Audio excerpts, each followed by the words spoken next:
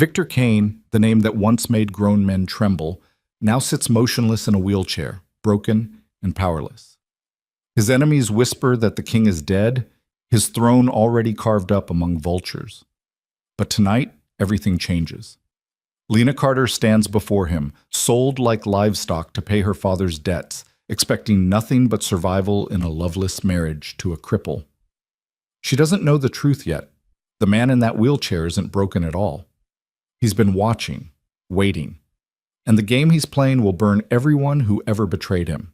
If you're ready for a story of revenge, power, and a queen who rose from the ashes, stay until the end.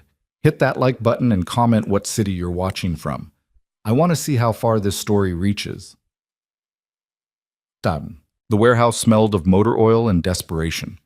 Lena Carter stood in the center of the concrete floor, her father's trembling hand gripping her shoulder like she was the last thing keeping him upright. Around them, men in expensive suits formed a semicircle, jackals in Italian leather, watching the transaction with cold amusement. She's young, strong, pretty enough. The man speaking wore rings on every finger, each one probably worth more than Lena's entire life. He circled her slowly, appraising. Victor might actually keep this one alive longer than a month. Her father flinched. Lena didn't. She'd stopped flinching 3 years ago, the night she came home to find her mother gone and her brother Marcus vanished without a trace. The night her father's gambling debt had grown from a problem into a death sentence. She'd learned then that fear was a luxury she couldn't afford. The debt, her father croaked. Thomas, you said if I brought her $300,000. Thomas, the ring-wearing vulture, cut him off with a smile that didn't reach his eyes. That's what you owe, Jimmy, and that's what she's worth, to us anyway. To Victor Kane? He laughed. Well, he's not exactly in a position to be picky anymore, is he? The other men joined in the laughter. It echoed off the warehouse walls, harsh and mocking. Lena's jaw tightened. She'd heard the stories about Victor Kane. Everyone in Queens had. The crime lord who'd controlled the East Coast with an iron fist, who'd built an empire on fear and loyalty in equal measure. And then, 3 years ago, everything changed. An assassination attempt left him paralyzed, confined to a wheelchair. His empire fractured. His enemies grew bold. Now apparently those same enemies were selling him a bride like she was a piece of furniture. Does she speak? Another man stepped forward, younger than the others with cruel eyes. Or did you cut out her tongue to make her more manageable? I speak. Lena met his gaze without blinking. I also remember faces. The warehouse went quiet. Thomas laughed again, but this time it sounded forced. She's got spirit. Victor always did like a challenge. Shame he can't do much about it anymore. He turned to her father. The car's outside. She goes tonight. Your debt dies with the marriage. You walk away clean, Jimmy. Try not to gamble it all away again before the year's out. Her father wouldn't meet her eyes. Lena, I don't. She shrugged off his hand. You made your choice. I'm making mine. Your choice? The young man with cruel eyes laughed. You don't have a choice, sweetheart. You're property now. Victor Kane's property. A crippled old man's last consolation prize. Lena turned to face him fully. She was 23 years old, 5'6" in her worn sneakers, with exactly $47 in her pocket and nothing left to lose. We'll see who ends up being property. The ride to the Kane mansion took 40 minutes through streets Lena had never seen before. The city changed as they drove, from the cramped, graffitied blocks of Queens to tree-lined avenues where houses had gates and security cameras, and enough space between them that you couldn't hear your neighbors breathe. The man driving didn't speak. Neither did the guard in the passenger seat. They'd zip-tied her hands in the warehouse. Procedure, Thomas had called it, but they hadn't blindfolded her.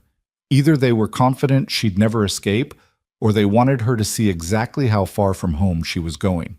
Both, probably. The mansion appeared through the trees like something from a different world. 3 stories of stone and glass, surrounded by walls that probably cost more than her entire apartment building. The gates opened automatically as they approached, closing behind them with a finality that made her stomach clench. The guards cut the zip ties and pulled her from the car without ceremony. Her sneakers crunched on gravel that had probably been imported from somewhere with a name she couldn't pronounce. Ahead, the mansion's front doors opened, and a woman emerged. She was in her 50s, gray-haired and sharp-eyed, wearing a black dress that screamed competence. "Lena Carter?" "That's me." "I'm Margaret. I manage the household." The woman's gaze swept over her, taking in the faded jeans, the secondhand jacket, the complete absence of luggage.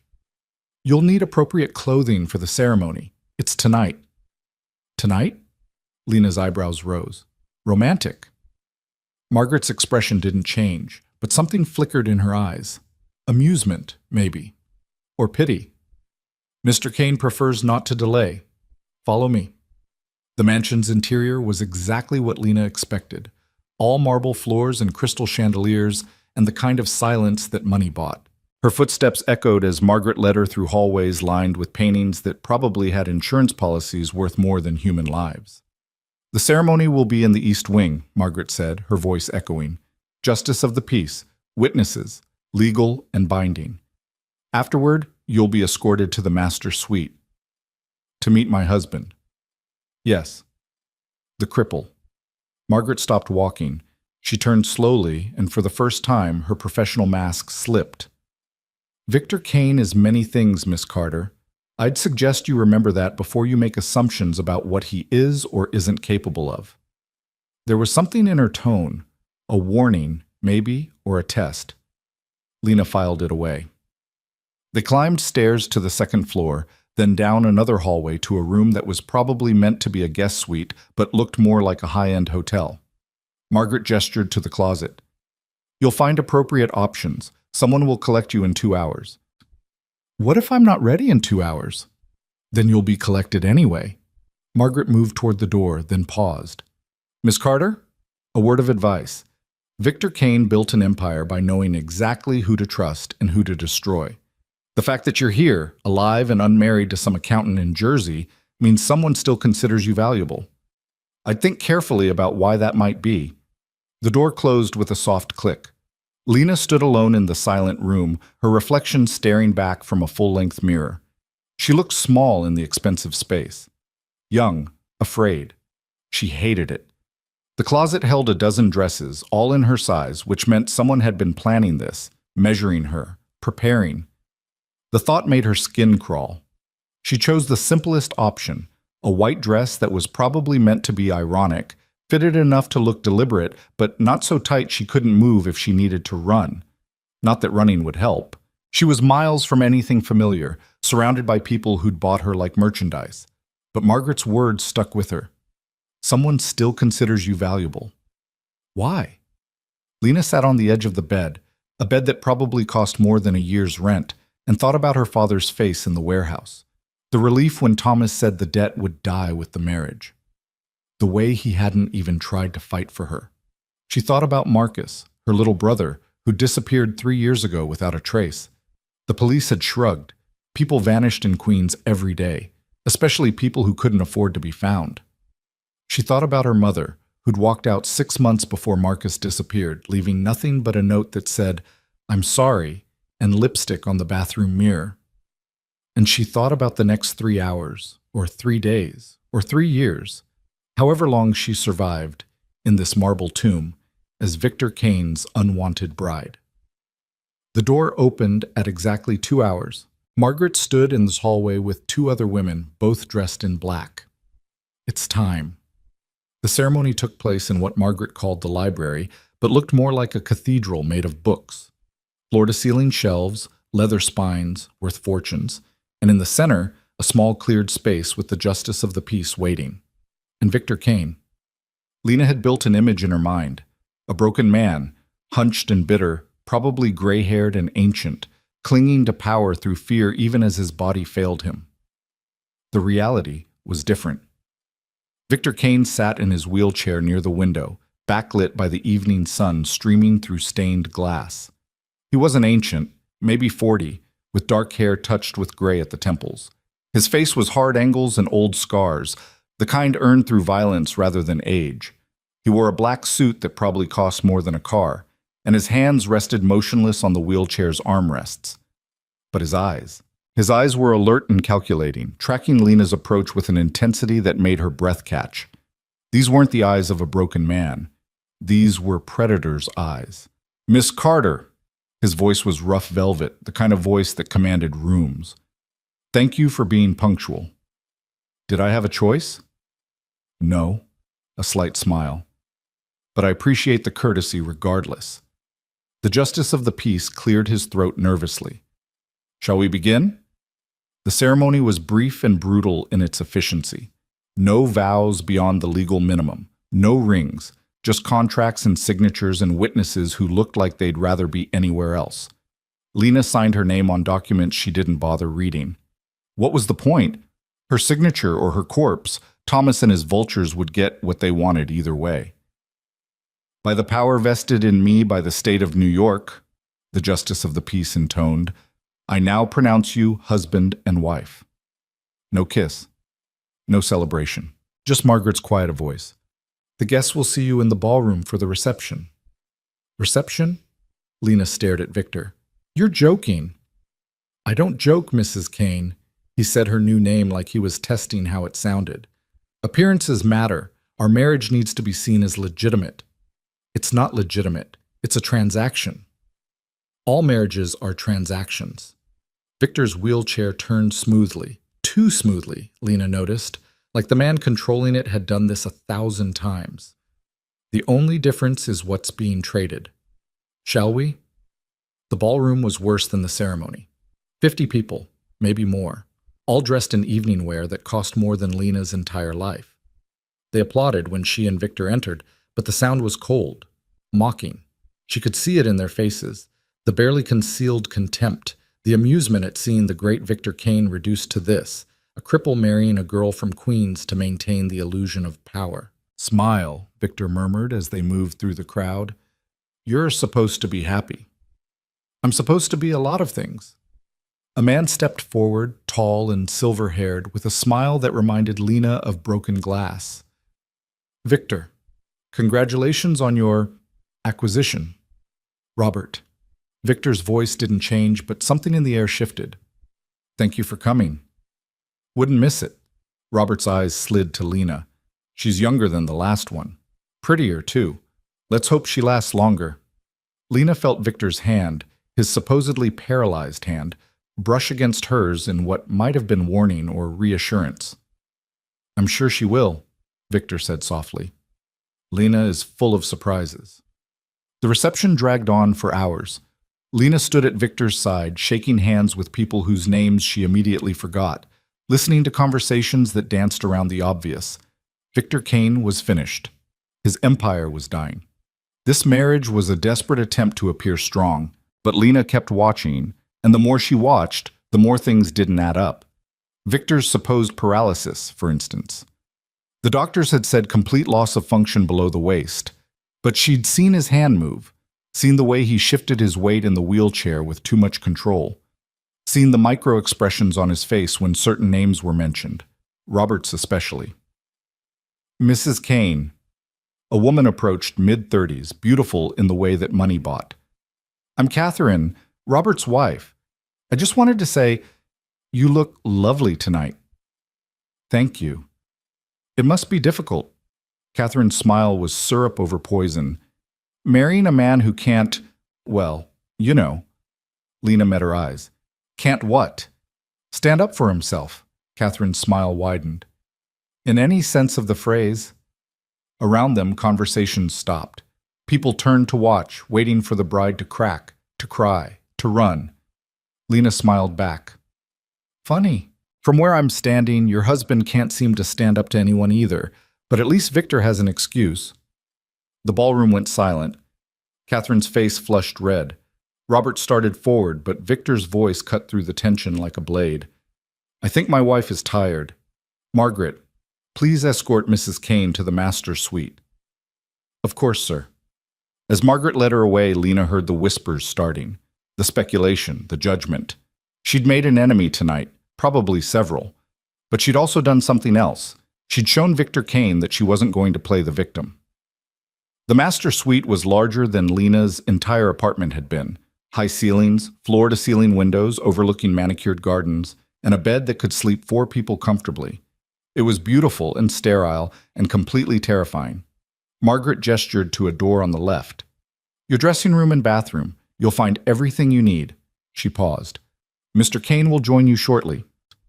"To consummate the marriage?" Lena kept her voice flat. "To speak with you." Margaret's expression softened slightly. "He's not a monster, Mrs. Kane. Whatever you've heard." "Everyone's heard what happened 3 years ago." "Yes, they have." Margaret moved toward the door. "But very few people know the whole truth. I'd suggest you listen when Mr. Kane offers to tell it." Then she was gone, and Lena was alone. She explored the suite because staying still felt like drowning. The dressing room held clothes in her size, more planning, more preparation. The bathroom had marble everything, and a shower that could fit 6 people. The windows were bulletproof glass. The doors had locks that probably wouldn't stop anyone determined to get in. She was examining the bookshelves, first editions, leather-bound, the kind of collection that took decades to build, when she heard the door open. Victor Kane entered in his wheelchair, moving with that same too-smooth control. The door closed behind him with a soft click. They stared at each other across the expensive carpet. "You surprised me tonight," Victor said finally. "Catherine has been trying to provoke me for 2 years. You managed it in 30 seconds. Should I apologize?" "No." He moved closer, and Lena forced herself not to step back. "You should never apologize for defending yourself, or for speaking truth. The truth is I'm trapped here." "Yes." "The truth is you bought me to erase my father's debt." "No." Victor's eyes locked onto hers. "Thomas and Robert bought you. They brought you here thinking you'd be another humiliation for me. Another reminder of how far I've fallen." His smile was sharp enough to cut. "They have no idea what they've actually done." Lena's heart hammered against her ribs. "What does that mean?" Victor reached down to the wheelchair's armrest. There was a soft click, and then he stood up. Lena stumbled backward, her breath catching in her throat. Victor Kane rose from the wheelchair in one smooth motion, 6 feet of controlled power, his legs working perfectly as he took a step forward. Then another. "The assassination attempt 3 years ago," he said quietly, "was real. The injuries were real. But the paralysis?" He smiled, and it was the coldest thing Lena had ever seen. "That was theater. You've been faking it." Her voice came out as a whisper. "For 3 years. For 3 years I've watched my empire tear itself apart. I've listened to men I trusted plot against me. I've seen every snake, every traitor, every opportunist reveal themselves because they thought I was helpless." Victor took another step closer, and Lena could see the scars on his neck now, the evidence of how close he'd come to dying. "They stopped being careful, stopped hiding, and now I know exactly who needs to die." Lena's back hit the bookshelf. "Why are you telling me this?" "Because, Mrs. Kane, you have a choice to make." Victor stopped just out of arm's reach. "I can give you money, enough to disappear, start over, never worry about your father's debt again. You walk out that door tonight, and you're free. Or you stay. You play the role of my broken bride. You watch. You listen. You help me identify every last traitor in my organization." His eyes burned with cold fire. "And when it's done, when I've taken back everything they stole from me, I'll help you find what you're looking for." Lena's breath stopped. "What?" "Marcus Carter, your brother, age 17 when he disappeared 3 years ago from Queens." Victor's smile turned knowing. "Did you think I didn't do research? Did you think I didn't wonder why a girl like you would walk into this marriage without a fight? You know where he is. I know where to start looking." Victor leaned against the desk, casual and terrifying. "The same people who tried to kill me have been running kidnapping operations, human trafficking, protection rackets. Your brother disappeared the same month I was shot. That's not a coincidence." Lena's hands were shaking. "If you know where he is, why haven't you—" "Because I've been trapped in this chair playing dead while my enemies carved up my empire." Victor's voice hardened. "But that ends now, so choose, Lena. Freedom and money, or partnership and answers." She should run. Every survival instinct screamed at her to take the money and disappear before this man's war consumed her too. But Marcus's face swam in her memory. Her baby brother, who'd covered for her when she broke curfew. Who'd shared his lunch money when she forgot hers. who'd vanished without a trace, leaving her with nothing but questions and guilt that ate her alive. I stay. The words came out stronger than she felt. But I want more than just information. When you find Marcus, I want him protected. I want him safe. Done. And I want leverage. Lena straightened her spine. You're asking me to be your spy, your secret weapon. If I'm taking that risk, I want insurance that you won't just dispose of me when I'm no longer useful. Victor studied her for a long moment. Then he moved to the desk, opened a drawer, and pulled out a file folder. Everything in here is enough to destroy me. Bank accounts, safe houses, evidence of crimes that would put me away for life. He held it out. Keep it hidden. If I betray you, you take this to the federal prosecutor whose name is on the first page. He's been trying to bring me down for a decade. This would be his Christmas present. Lena took the folder with trembling hands. You're serious? I'm betting my life that you're smarter than the people who think you're just another transaction. Victor returned to the wheelchair, settling into it with practiced ease. The act continues tomorrow. To everyone watching, I'm still the broken king and you're the sold bride. But between us? His eyes met hers. We're partners, and together we're going to burn every traitor to the ground. Lena clutched the folder against her chest, her mind racing. She'd walked into this mansion expecting to survive. Now she was being offered something far more dangerous: revenge, answers, and an alliance with a man who'd spent 3 years pretending to be powerless while plotting the downfall of everyone who'd betrayed him. When do we start? She asked. Victor's smile was sharp and satisfied. We already have. He wheeled himself toward the door, then paused. The bed is yours. I have rooms downstairs. Tomorrow, we'll begin your education on exactly who's been stealing from me. He glanced back. Sleep well, Mrs. Kane. You're going to need it. The door closed behind him, and Lena was alone in the massive suite with a folder full of secrets and a partnership she didn't fully understand yet. She moved to the window, looking out at the gardens below. Somewhere in this city, Marcus might still be alive. And Victor Kane, the man everyone thought was finished, had just revealed he'd been playing the longest game of all. Lena opened the folder, scanning the first page. Bank accounts in the Caymans, property deeds and false names, photographs of Victor meeting with people who were supposed to be his enemies. It was a suicide note in paper form, everything she'd need to destroy him. Which meant he was either genuinely trusting her, or this was an even deeper game than she'd realized. Lena closed the folder and hid it in the back of the closet, behind designer dresses she'd never wanted. Then she lay down on the enormous bed, still fully clothed, staring at the ceiling. Her wedding night. Alone. Plotting revenge with a man who'd faked paralysis for 3 years. She should be terrified. Instead, for the first time since Marcus disappeared, Lena Carter felt something else entirely. Hope. And in the morning, the real work would begin. Morning came too early, announced by Margaret's quiet knock at 6:30. Lena had barely slept, her mind churning through everything Victor had revealed. Every time she'd started to drift off, she'd jolt awake, remembering the way he'd stood up from that wheelchair, the coldness in his eyes when he'd talked about the people who'd betrayed him. Mrs. Kane. Margaret's voice filtered through the door. Mr. Kane requests your presence for breakfast in 30 minutes. Lena dragged herself from the bed, her clothes wrinkled from sleeping in them. The girl staring back from the bathroom mirror looked exhausted and lost. She needed to fix that. If she was going to be Victor's secret weapon, she couldn't look like a victim. She showered quickly, letting the scalding water wash away the fog in her brain. The closet held dozens of options, all expensive, all chosen by someone who'd studied her measurements like she was a mannequin. She picked black pants and a dark green blouse. Simple, professional, forgettable. The kind of outfit that would let her fade into the background while she watched and learned. Margaret was waiting in the hallway, her expression unreadable. This way. The breakfast room was smaller than Lena expected, tucked into the east wing with windows overlooking a garden that probably required a full-time staff to maintain.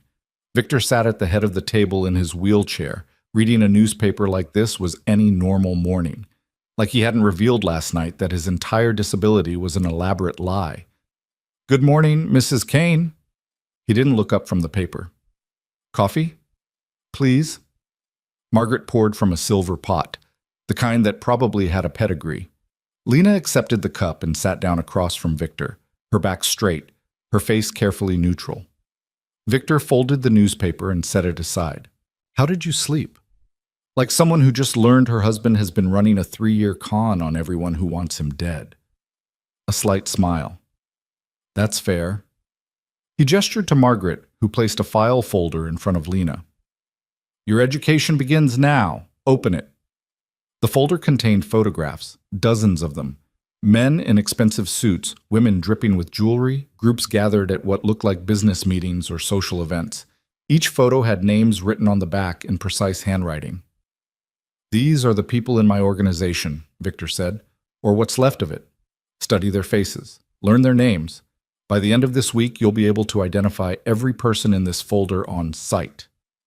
Lena flipped through the images. Why? Because you're going to be my eyes and ears in places I can't reach. Victor accepted a cup of coffee from Margaret. A paralyzed man in a wheelchair. People ignore him, talk around him. But his young wife? His eyes locked onto hers. You'll be at parties, charity events, meetings. You'll hear things, see things, and you'll report back to me. So I'm a spy. You're an observer. Victor pulled out another folder. This is different. This is your priority. The second folder held fewer photos, but Lena's breath caught when she saw the first one. A man in his 50s, silver-haired, with the same broken glass smile she'd seen last night. Robert Castellano, Victor said. He was my second in command before the assassination attempt. Now he runs the Northern Territories and thinks he's untouchable. The man from last night, with the wife who called me. Catherine, yes. She's exactly as poisonous as she seems. Victor flipped to the next photo. Thomas Marino. He brought you to me. He runs the Southside operations, or he did until he started skimming 20% off the top and thinking I wouldn't notice. Lena remembered Thomas's rings, his mocking laughter in the warehouse. He's the one who handled my father's debt and used it as an opportunity to humiliate me. Victor's voice remained calm, but his eyes were ice. He'll pay for that. They all will. The next photos showed more faces, more names. Victor walked her through each one, explaining their positions, their betrayals, the evidence he'd gathered while pretending to be helpless. It was meticulous and brutal and completely focused. How did you do it? Lena asked. 3 years of pretending, never breaking character. Discipline. Victor closed the folder. And rage. When you're angry enough, when you want revenge badly enough, you can endure anything. He studied her. You understand that, don't you? Lena thought about Marcus. About 3 years of searching, of dead ends and unanswered questions. About the cold fury that lived in her chest every time she thought about the people who'd taken him. Yes, she said quietly. I understand. Good.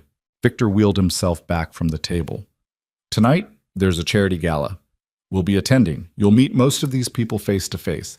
Your job is simple. Be charming, be forgettable, and listen. What am I listening for? Anything that doesn't fit. These people have been dividing up my empire for 3 years. They're confident now. Sloppy, they'll talk. Victor's smile was knife sharp. And you'll remember every word. The rest of the morning was a crash course in faces and names. Margaret brought lunch to the study while Lena memorized details. Robert Castellano had a tell. He touched his left cufflink when he lied. Thomas Marino always stood with his back to the wall. Catherine Castellano collected information like some women collected shoes, always fishing for gossip she could weaponize later. She'll try to befriend you, Victor warned. Make you feel included, like you're part of some secret club. Don't trust it. I don't trust anything. Smart. Victor pulled out another file. But there are people you can trust, or at least people who haven't betrayed me yet. He showed her photos of the household staff. Margaret, who'd been with him for 15 years. James, the head of security, who'd taken a bullet during the assassination attempt and still wore the scar. Elena, the chef, who'd refused offers from Robert to come work for him instead. These people are loyal, Victor said. They know the truth about my condition. They've been helping me maintain the illusion. Lena studied Margaret's photo. She tried to warn me last night about making assumptions. Margaret sees more than most people. Victor closed the file. She also knows that if you'd run last night, if you'd taken the money, I wouldn't have stopped you. The fact that you stayed tells her something important. What's that? That you're not just a victim. Victor's eyes met hers. That you're willing to fight. The afternoon brought different lessons. Victor had Lena practice walking into rooms, reading the dynamics, identifying who held power and who was desperate for it.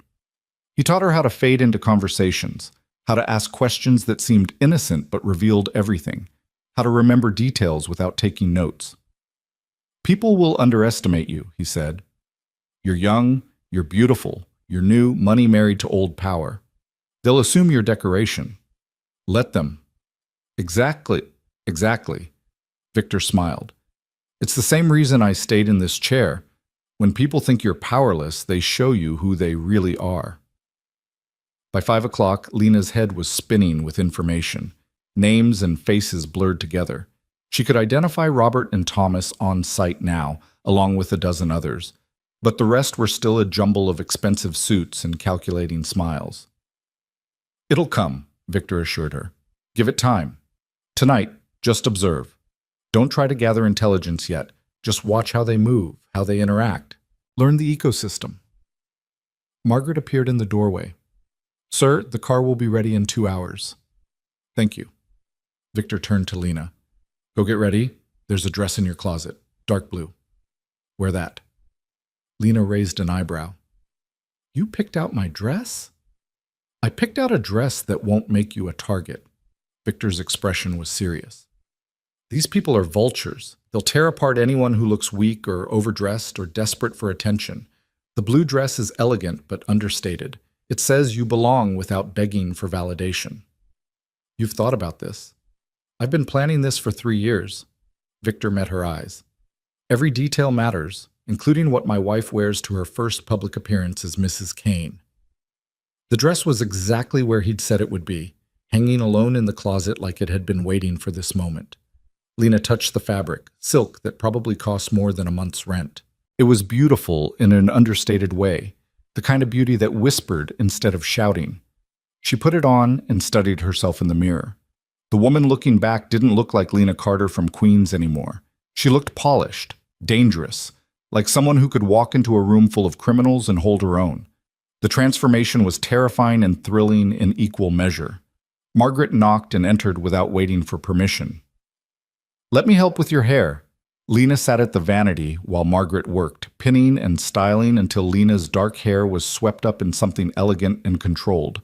Margaret's hands were gentle but efficient, like everything else about her. You did well today, Margaret said quietly. Learning all those names, most people would need a week. Most people aren't looking for their missing brother. Margaret's hands paused for just a second. Mr. Kane told you about Marcus. He said the people who tried to kill him might know where Marcus is. Lena met Margaret's eyes in the mirror. Do you believe him? I believe Mr. Kane always tells the truth about the things that matter. Margaret resumed working on Lena's hair. And I believe he wouldn't have married you if he didn't think you could help him get his empire back. So I'm useful. You're more than that. Margaret's expression softened. You stood up to Catherine last night. Do you know how many people are too afraid to do that? I had nothing to lose. No. Margaret secured the last pin. You had everything to lose. But you chose dignity over safety. That matters. She stepped back. There.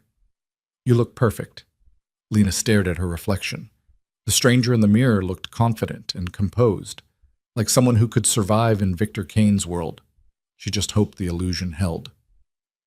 Victor was waiting in the entrance hall when Lena descended the stairs. He sat in his wheelchair, dressed in a black tuxedo that probably cost more than a car.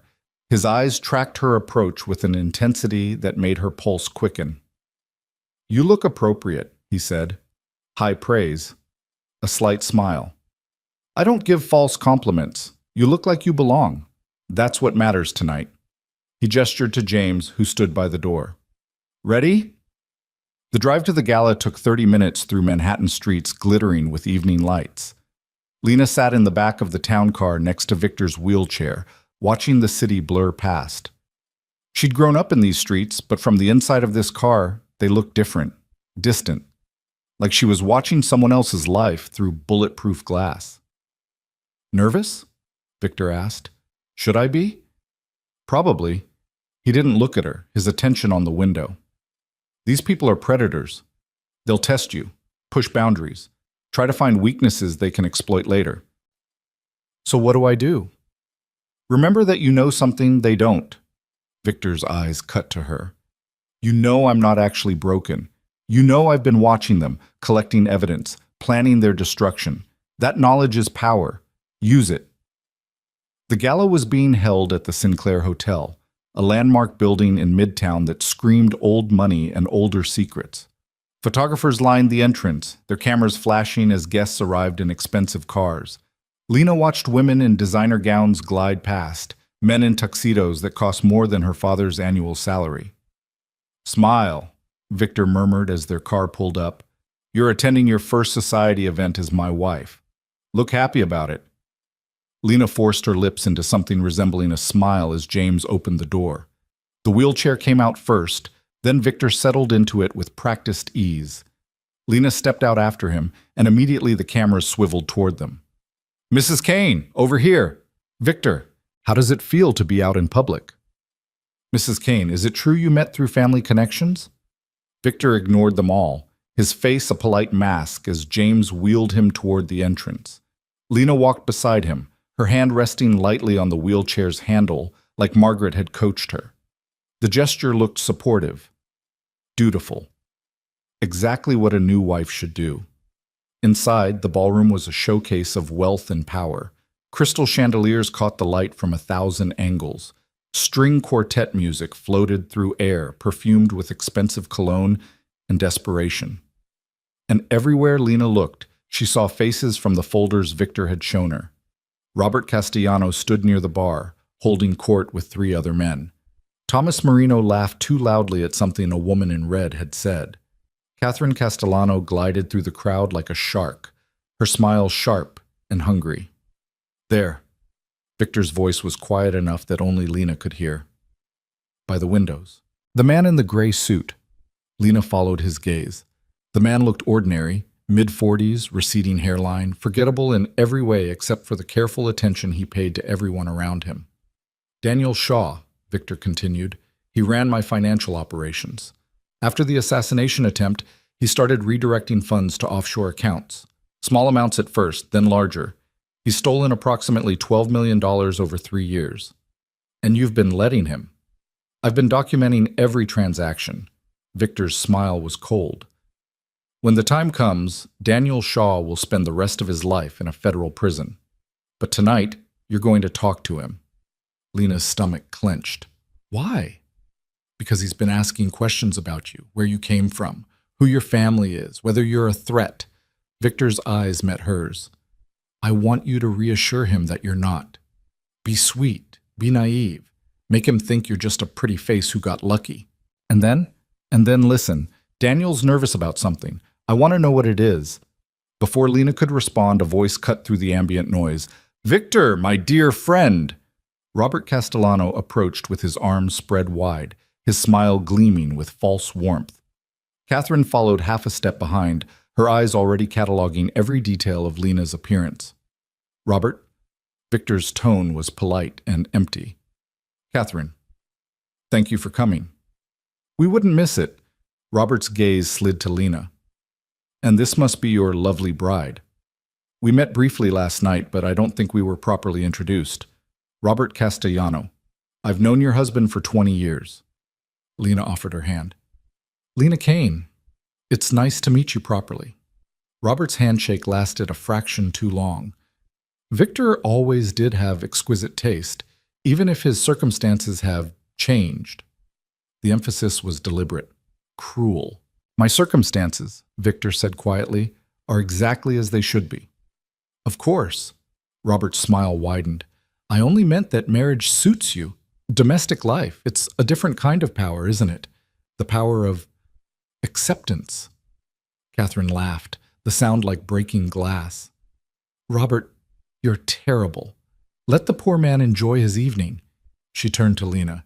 You must let me show you around, dear. Introduce you to everyone.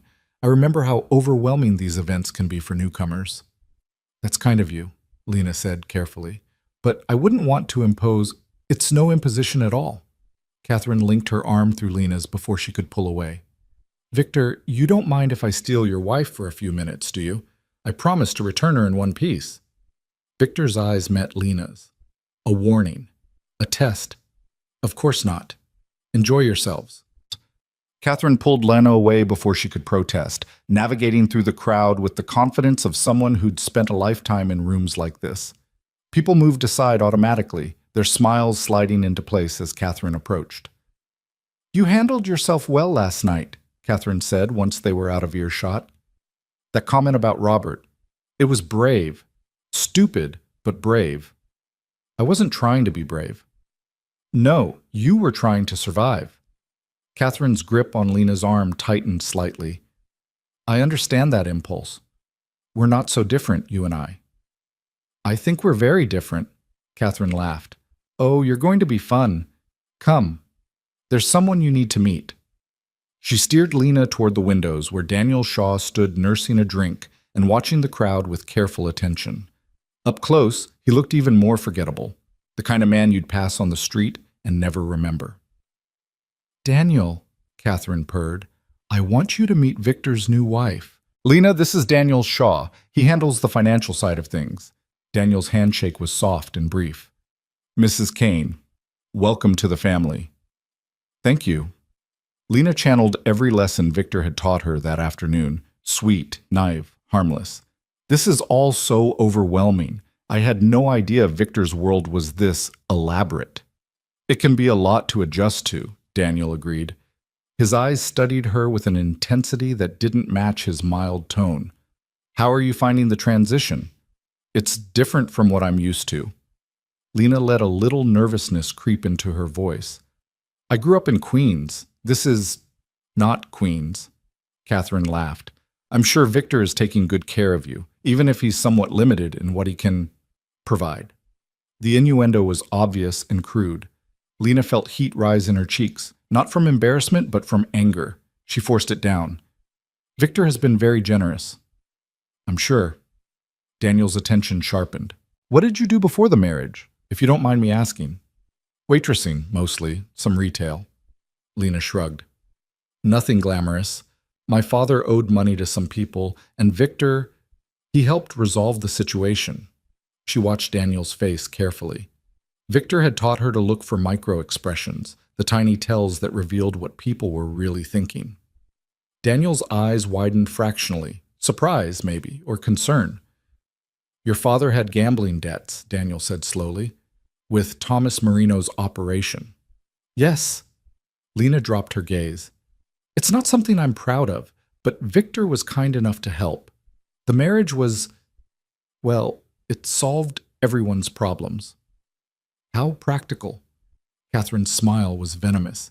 And here I thought romance was dead. Daniel wasn't smiling anymore.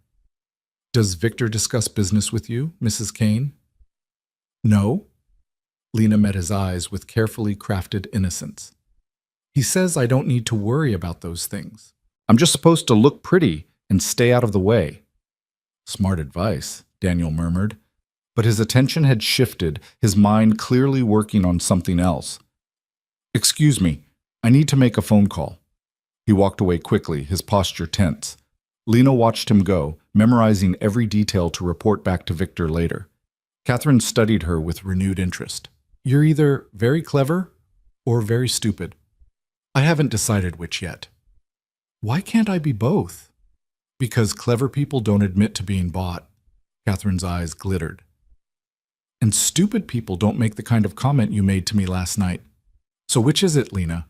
Are you a victim or a player?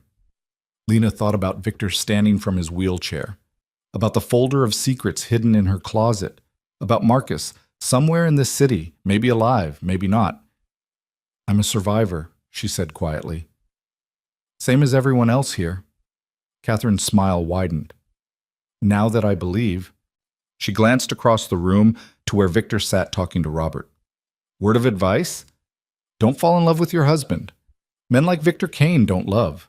They use. And when you're no longer useful, she made a cutting gesture across her throat. Well, let's just say his previous relationships didn't end well. I'll keep that in mind. Do. Catherine patted her arm. I like you, Lena. You're interesting. Most of Victor's acquisitions are boring. But you've got bite. She leaned in close, her voice dropping. If you ever want to talk, really talk, about what it's like to be married to a man who sees you as property, you know where to find me. Then she glided away, leaving Lena standing alone by the windows with her heart hammering and her mind racing. The rest of the evening passed in a blur of introductions and careful conversations. Lena met at least 24 people whose names she'd memorized from Victor's files. She smiled. She listened. She played the role of the naive young bride who'd gotten lucky marrying into wealth. And she watched. She watched Robert and Thomas huddle in the corner, their conversation too quiet to overhear but their body language tense. She watched Daniel Shaw make 3 phone calls in an hour, each time stepping outside to talk. She watched Catherine work the room like a maestro, collecting information and planting seeds of discord with surgical precision. By midnight, Lena's feet ached in the designer heels Margaret had chosen, and her face hurt from smiling. When Victor finally signaled James that they were leaving, she felt like she'd run a marathon. The car ride back was silent until they were halfway home. Then Victor spoke. Tell me everything. Lena recounted the conversations with Daniel and Catherine, word for word. Victor listened without interrupting, his face impassive in the dim light of the passing street lamps. Daniel's scared, he said when she finished. He knows Thomas is becoming unstable. He's probably trying to figure out if you're a spy or just collateral damage. And Catherine? Catherine is exactly what she appears to be, a predator looking for weakness. Victor's jaw tightened. But she's also Robert's wife, which means anything you tell her goes straight back to him. Don't trust her empathy. It's a trap. I figured. Lena leaned back against the seat. She warned me not to fall in love with you.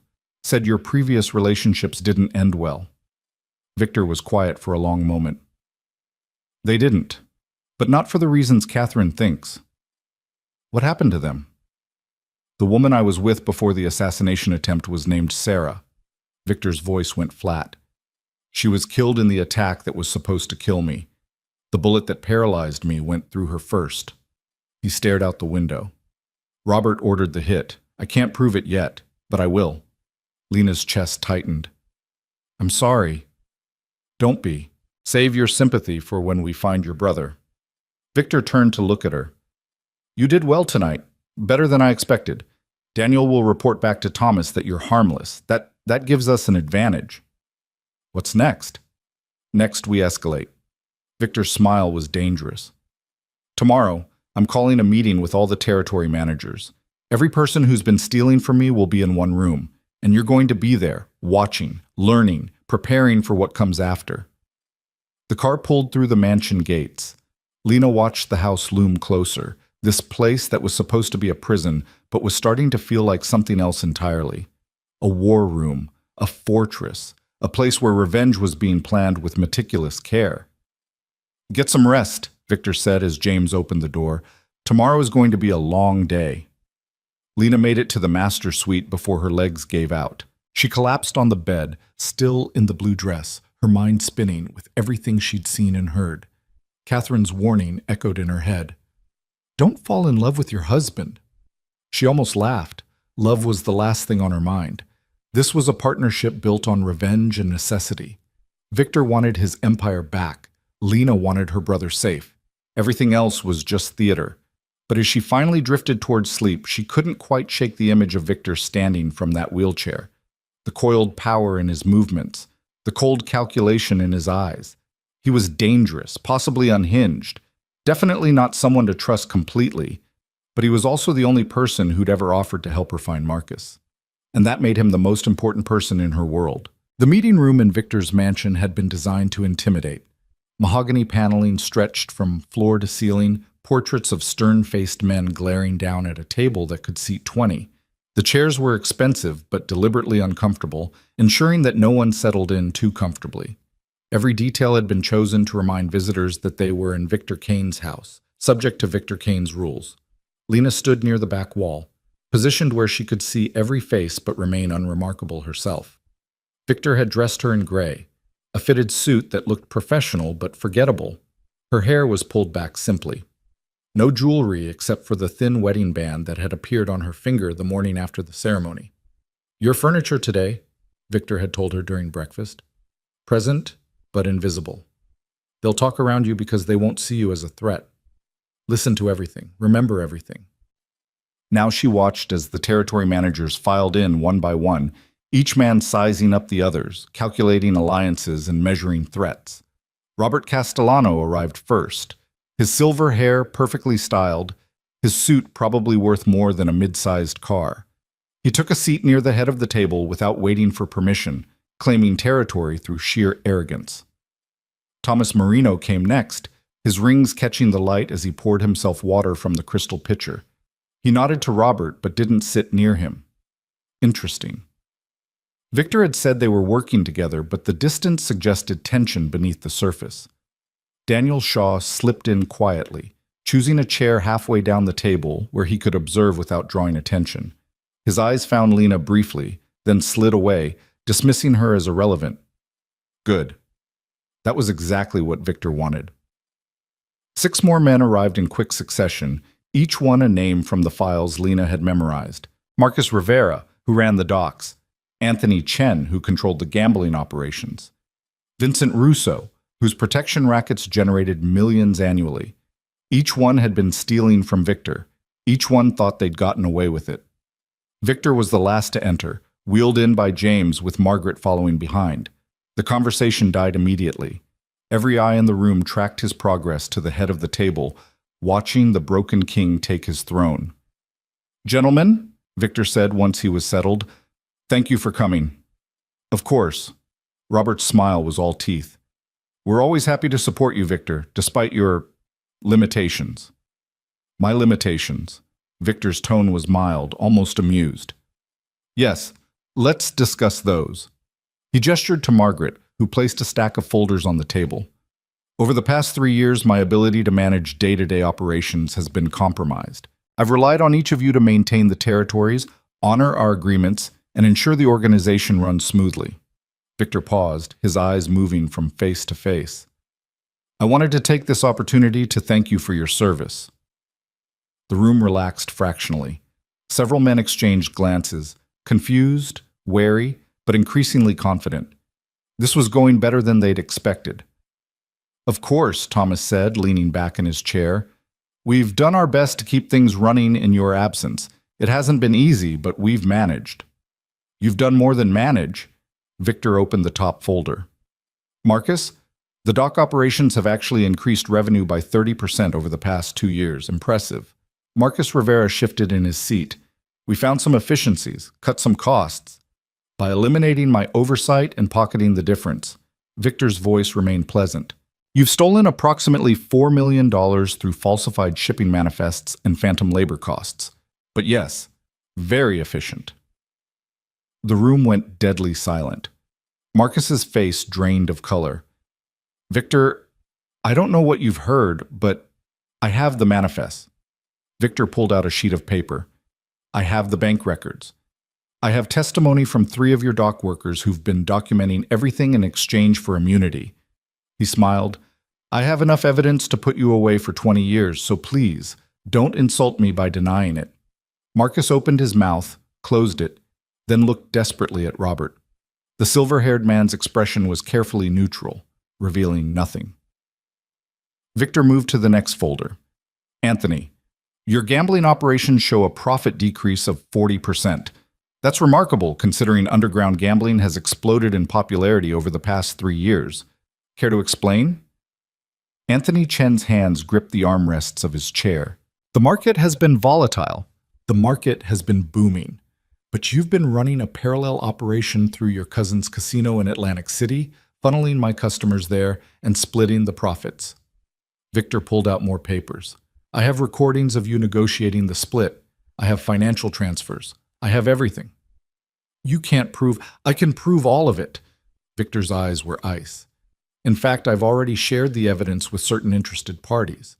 The only question now is whether you'd prefer federal prison or a more traditional resolution.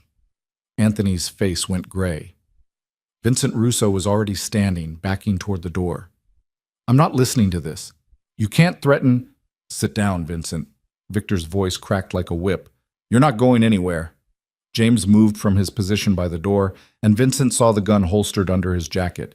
The protection racket boss sank slowly back into his chair. Let's be very clear about what's happening here, Victor said softly. For 3 years, I've sat in this chair watching each of you steal from me, watching you divide my empire like vultures picking at a corpse. You thought I was helpless, broken, finished. He leaned forward. You were wrong. Victor— Robert's voice was calm, but Lena could see the calculation in his eyes. This is unnecessary. If there have been irregularities, we can discuss them like civilized men, make restitution, adjust our arrangements going forward. Our arrangements are over. Victor pulled out the final folder, the thickest one. Robert Castellano, you've been the most creative in your theft, redirecting funds through shell corporations, establishing competing operations in my territories, recruiting my people to work for you instead. Victor's smile was razor sharp. And most impressively, organizing the assassination attempt that killed Sarah and put me in this chair. The room exploded. That's a lie. Robert was on his feet, his face flushed red. I would never— You hired Jimmy Costa to do it. Victor's voice cut through the noise. Jimmy turned state's evidence 6 months ago. He's been very forthcoming about who paid him, how much, and why. The federal prosecutor has his full testimony. As of this morning, there's a sealed indictment with your name on it. Robert's hand moved toward his jacket. James's gun was out before he'd gotten halfway there. The barrel pointed directly at Robert's head. I wouldn't, James said quietly. Robert froze. His eyes darted around the room, looking for allies, for exits, for any way out. But the other men had gone still as stone, watching this play out with the careful attention of people trying not to become collateral damage. You have 2 choices, Victor continued as if nothing had happened. You can surrender yourself to the federal authorities and hope for a plea deal, or you can try to run, and I will hunt you down personally and finish what should have been done 3 years ago. You can't do this, Robert's voice shook with rage and fear. I have people, resources. You're a cripple in a chair, Victor. You can't— Victor stood up. The movement was smooth and controlled, no hesitation, no strain. One moment he was seated in the wheelchair, the next he was standing at full height, 6 feet of coiled muscle and cold fury. The room erupted in chaos. Men scrambled backward, chairs toppling. Thomas Marino's face went white as a sheet. Daniel Shaw made a small, choked sound. Even Robert stumbled back a step, his eyes wide with shock and dawning horror. I've been standing for 3 years, Victor said softly, watching you, waiting, documenting every betrayal, every theft, every moment you thought I was too broken to notice. He took a step forward, and Robert retreated. The paralysis was a test. You all failed. Lena watched from her position against the wall, her heart hammering. She'd known Victor could walk, had seen him do it that first night. But watching him reveal it now, watching the carefully constructed facade crumble in front of the men who'd built their fortunes on his supposed weakness, it was terrifying and magnificent. This is insane, Thomas whispered. 3 years. You pretended for 3 years. I did what was necessary. Victor's gaze swept the room. Every person in this room except my wife and my staff is going to prison. The evidence has been compiled. The prosecutors are ready. You can surrender peacefully, or you can make this difficult. Either way, it ends today. And what about you? Robert's voice was venomous. You think you're clean? You think the feds won't come for you too? I've already made my arrangements. Victor smiled. In exchange for my testimony and evidence against all of you, I've been granted immunity for my past activities. Effective immediately, I'm cooperating with federal authorities to dismantle organized crime operations on the East Coast. He paused. Starting with this organization. Starting with you. The betrayal on their faces would have been comical if it weren't so deadly. These men had spent 3 years carving up Victor's empire, and now he was burning it all down, them included, and walking away free. You son of a— Robert lunged forward. He made it 2 steps before James tackled him to the ground. The gun pressed against Robert's temple, and James's voice was perfectly calm. "Don't move." Federal agents burst through the doors on some silent signal Lena had missed. They swarmed the room in tactical gear, weapons drawn, shouting commands. The territory managers were on the ground within seconds, hands zip-tied behind their backs, faces pressed against the expensive carpet. Lena watched it all unfold from her corner, invisible in her gray suit, as Victor had planned. She watched Marcus Rivera cry, watched Anthony Chen try to bargain, watched Vincent Russo go silent with shock. And she watched Robert Castellano stare at Victor with pure hatred as the agents dragged him to his feet. "This isn't over," Robert hissed. "You think the feds will protect you? You think immunity keeps you safe? I have friends, Victor, people who owe me, and they're going to make you pay." "No," Victor's voice was soft and final. "They won't. Because in about 30 minutes, those friends are going to be arrested too. I gave the prosecutors everyone, Robert, every contact, every operation, every dirty cop and compromised official. The entire network is coming down." Robert's face twisted with rage and desperation. "My wife, my son, you can't." "Catherine will be arrested within the hour on conspiracy charges." Victor cut him off. "Your son is already in federal custody. I made sure of that 3 days ago." He leaned in close. "You took Sarah from me. You put me in this chair. Or tried to. Did you really think there wouldn't be consequences?" The agents hauled Robert away, still shouting threats, still promising revenge that would never come. The others followed in a parade of handcuffs and broken power. Within 10 minutes, the room was empty except for Victor, James, Margaret, and Lena. Victor sank back into the wheelchair, not because he needed it, but because the performance was so ingrained it was automatic. Then he caught himself and stood again, rolling his shoulders like he was shaking off 3 years of pretense. "It's done," Margaret said quietly. "They're all in custody." "Not all of them." Victor pulled out his phone, checking messages. Catherine ran. She saw the agents coming and went out the back. "They're tracking her now." "She won't get far."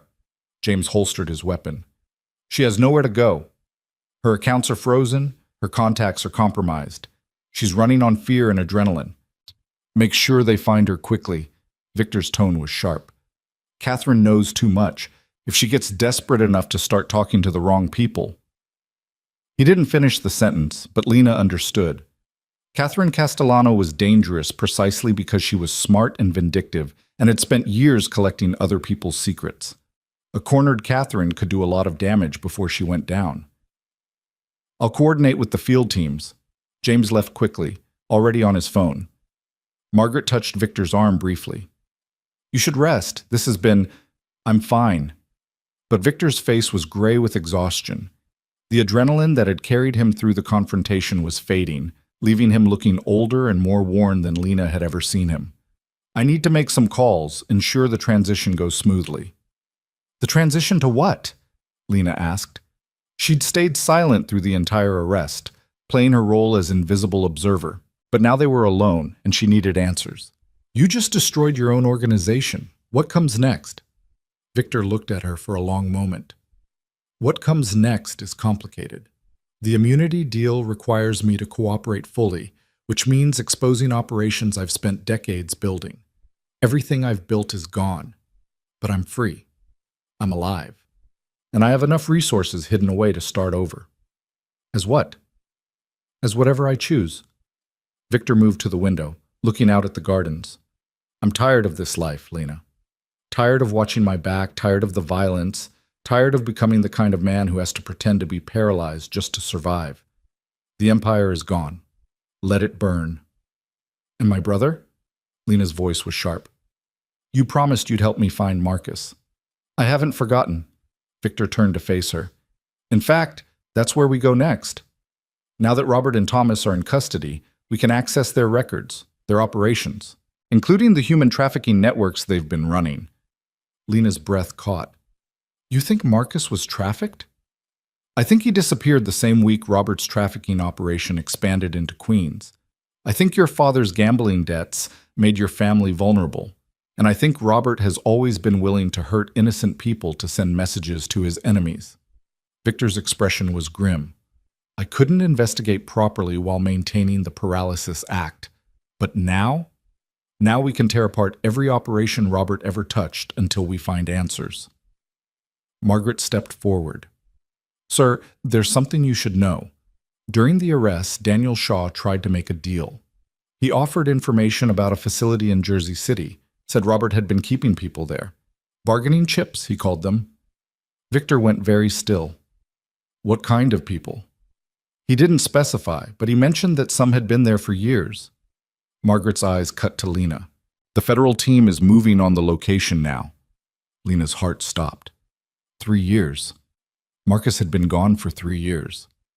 If Robert had taken him, if he'd been using her brother as some kind of leverage. I need to go there, she said. Now. If there's any chance Marcus is absolutely not, Victor's tone was firm. You're not going anywhere near an active federal operation. If Marcus is there, the agents will find him. If he's not, rushing in won't help. You don't understand. Lena moved toward him, her hands clenched into fists. I've spent 3 years looking for him. 3 years of dead ends and false hopes. If he's there, if he's been there this whole time while I was searching, then waiting another few hours won't change anything. Victor's voice gentled slightly. I know this is hard, but running into an active raid is how people get killed. Let the federal team secure the facility. If Marcus is there, they'll find him safely. And if he's not there, Lena's voice cracked. If this is just another dead end, then we keep looking. Victor met her eyes. I made you a promise, Lena. I keep my promises. We will find your brother, but we'll do it smart, not reckless. Margaret's phone buzzed. She glanced at it, then at Victor. The team just entered the facility. They're reporting multiple individuals in holding. They need time to process everyone and determine identities. The wait was torture. Lena paced the length of the meeting room while Victor made phone calls, coordinating with his federal contacts, ensuring that his cooperation was documented and that the arrests went smoothly. Margaret brought coffee that Lena couldn't drink, her stomach too knotted with anxiety to accept anything. An hour passed, then another. The afternoon sun moved across the floor in slow progression, marking time that felt like torture. Finally, Margaret's phone rang. She answered, listened, then handed it wordlessly to Victor. He spoke quietly, asking questions Lena couldn't quite hear. His face gave nothing away, but she watched his knuckles go white around the phone. When he finally hung up, he turned to her with an expression she couldn't read. They found 17 people in the facility, he said carefully. Most of them women, some as young as 15. They've been held there for various lengths of time, used as leverage against family members or sold into various operations. Marcus? Lena's voice was barely a whisper. Was he? There was one male, approximately 20 years old, brown hair, brown eyes. He had a tattoo on his left shoulder, a compass rose. Lena stopped breathing. Marcus had gotten that tattoo for his 16th birthday, against their mother's wishes. She'd helped him hide it for months. The young man wouldn't give his name to the agents, Victor continued. He's traumatized. Hasn't spoken beyond yes or no answers. But the physical description matches the photo you showed me. He paused. Lena, I can't promise it's him, but there's a chance. Where is he? They're transporting everyone to a federal facility for medical evaluation and processing. It'll take time to confirm identities, especially for people who aren't talking. I need to see him. Lena was already moving toward the door. If it's Marcus, if he's alive, I know. Victor stood, abandoning the wheelchair entirely now. James is bringing the car around, but Lena... He caught her arm gently. Prepare yourself. If it is your brother, he's been held captive for 3 years. Whatever Robert did to him, whatever he experienced, he won't be the same person you remember. I don't care. Lena pulled free. I just need him to be alive. The drive to the federal facility took 40 minutes through traffic that seemed designed to maximize suffering. Lena sat rigid in this back seat, her hands clasped so tightly her nails drew blood from her palms. Victor sat beside her, silent for once, his presence oddly comforting despite everything. The facility was a converted warehouse in an industrial area, surrounded by federal vehicles and agents in tactical gear. Victor's immunity deal got them through security, though the agent who escorted them inside made it clear they were being watched closely. The individuals from the Jersey City location are in separate evaluation rooms, the agent explained as they walked through sterile hallways. We're processing them one at a time. The young man you're asking about is in room 7, but I need to warn you, he's not responding well to questions. Our psychologist thinks he's experiencing severe trauma and dissociation. Can I see him? Lena asked. The agent hesitated. Are you family? I'm his sister. Then yes. But I need you to understand that we can't confirm identity yet. Don't get your hopes up until we're certain. He opened the door to room 7 and Lena stepped through. The young man sat in a chair against the far wall, his arms wrapped around himself, his eyes fixed on the floor. He was too thin, his clothes hanging off a frame that should have been broader. His hair was longer than Marcus used to wear it, falling across his face in tangled waves. But the shape of his jaw, the set of his shoulders. Marcus? Lena's voice came out broken. The young man's head snapped up. For a heartbeat, their eyes met. Brown on brown, sister and brother, separated by 3 years and trauma Lena couldn't begin to imagine. Then his face crumpled, and he whispered, Lena? She crossed the room in 3 strides and pulled him into her arms. He was shaking, his whole body trembling like he might break apart. But his arms came up to grip her back, holding on like she was the only real thing in the world. I've got you, Lena whispered against his hair. I've got you. You're safe now. You're safe. Marcus made a sound that might have been a laugh or a sob. You found me. I thought no one was looking. I thought Dad didn't care, and you were gone, and I never stopped looking. Lena pulled back just enough to see his face, to reassure herself that he was real. 3 years, Marcus. I searched for 3 years. I never gave up. He said you wouldn't come. Marcus's voice was raw. Robert, he said I was worthless, that Dad sold me for his debts, and you didn't care enough to look. He lied. Fury burned through Lena's chest. Robert Castellano is a monster, and he's going to prison for the rest of his life. He can't hurt you anymore. Marcus's eyes moved past her to where Victor stood in the doorway. Who's that? It's complicated. Lena glanced back at her husband, the man who'd orchestrated all of this. He helped me find you. That's all that matters right now. The federal psychologist arrived then, followed by medical staff who needed to complete their evaluation. Lena refused to leave Marcus's side through all of it. She held his hand while they checked his vitals, stayed close while the psychologist asked gentle questions about his experiences. The picture that emerged was horrifying. Robert had taken Marcus's insurance against Lena's father, holding him to ensure the gambling debts were paid, then keeping him when new uses emerged. Marcus had been moved between facilities, threatened into silence, told repeatedly that his family had abandoned him. 3 years of isolation and fear, and carefully calibrated psychological torture designed to break him down completely. But he hadn't broken. Not entirely. Some core part of Marcus Carter had survived, waiting for rescue he'd almost stopped believing would come. He'll need extensive therapy, the psychologist told Lena quietly while Marcus underwent a physical exam in the next room. The trauma is severe. He may have PTSD, depression, anxiety. Recovery will take years, not weeks. I don't care how long it takes, Lena's voice was fierce. He's alive. That's what matters. You should also know that his captivity may have affected his ability to trust people, to feel safe. There will be setbacks and difficult days. The psychologist's expression was kind but honest. You'll need support too. Taking care of a trauma survivor is exhausting. I can handle it. I believe you.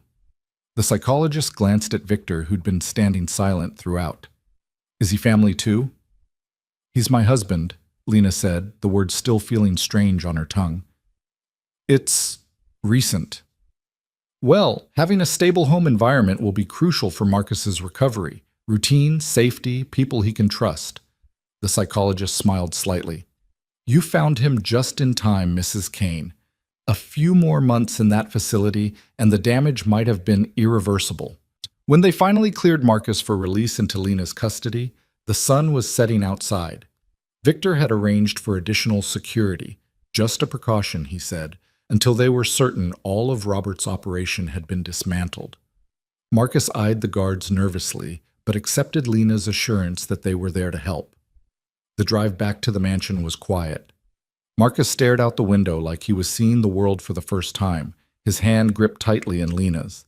Every few minutes, she caught him glancing at her like he was afraid she might disappear. "I'm not going anywhere," she murmured. "I promise." "I know." But his grip didn't loosen. At the mansion, Margaret was waiting with a room prepared, simple and clean, with windows that overlooked the garden and locks on the inside of the door that Marcus could control.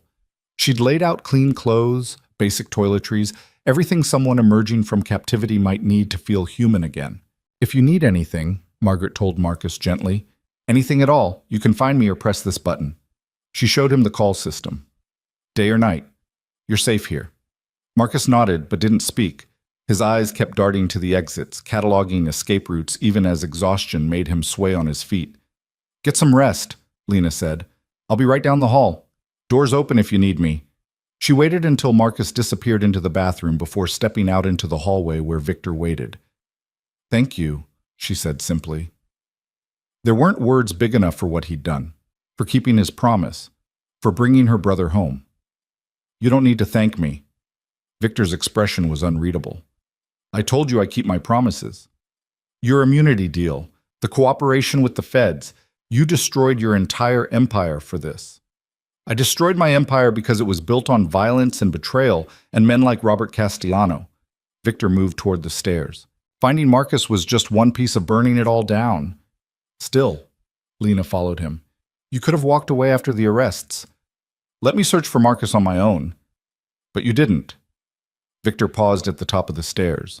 "You chose to stay when I offered you freedom. You became my partner in this. That means something." He met her eyes. "Besides, I know what it's like to lose someone you love. I wouldn't wish that on anyone." Sarah, the woman who died in the assassination attempt. Victor had never mentioned her again after that first night, but Lena could see the weight of that loss in his eyes. "What happens now?" she asked. "Robert's in custody. Your organization is destroyed. The feds have what they wanted. What's next for you?" "Rebuilding," Victor started down the stairs. "Legitimately this time.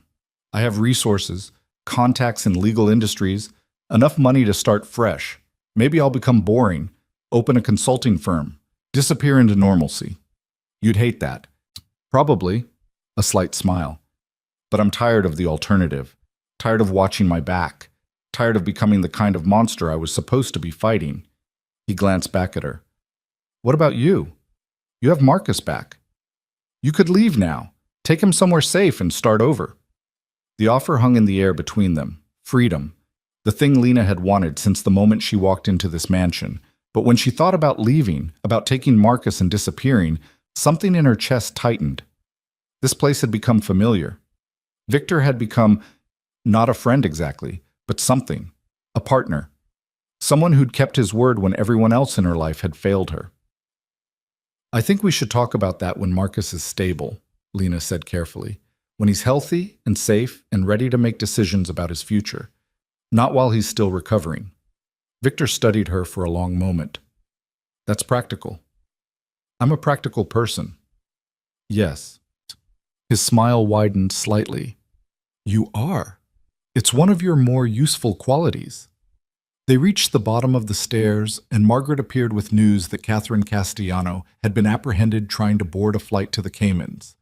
The last of the territory managers were processed and charged. The empire Victor had built and then destroyed was officially finished. And upstairs, Marcus was home. Lena stood in the entrance hall of the mansion, this place that had been a prison and was becoming something else, and felt the pieces of her life shifting into new configurations she couldn't quite name yet. The war wasn't over. There would be trials, testimonies, people loyal to Robert who might seek revenge. Marcus's recovery would be long and difficult, and whatever strange partnership she'd built with Victor would need to be examined and defined in the light of day. But tonight, her brother was safe, and that was enough. 3 weeks after Marcus came home, Lena woke to the sound of screaming. She was out of bed and running before conscious thought caught up. her bare feet silent on the marble floors as she sprinted down the hallway to Marcus's room. The door was locked from the inside. His choice, his control.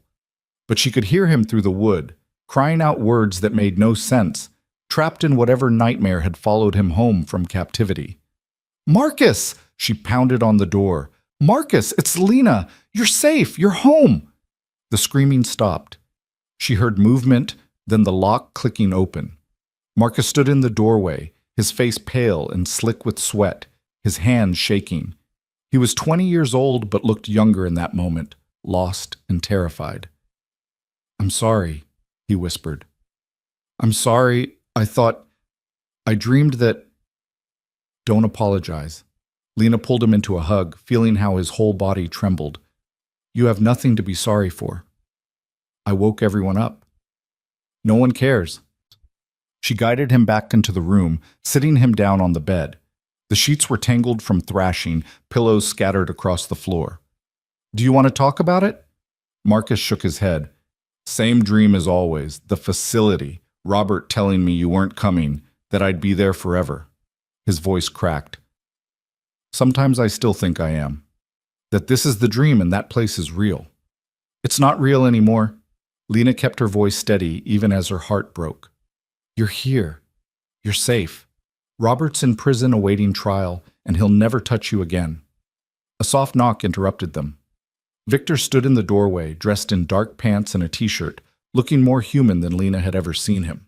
He'd abandoned the wheelchair entirely after the arrests, moving through the mansion with the predatory grace of someone who'd been caged too long.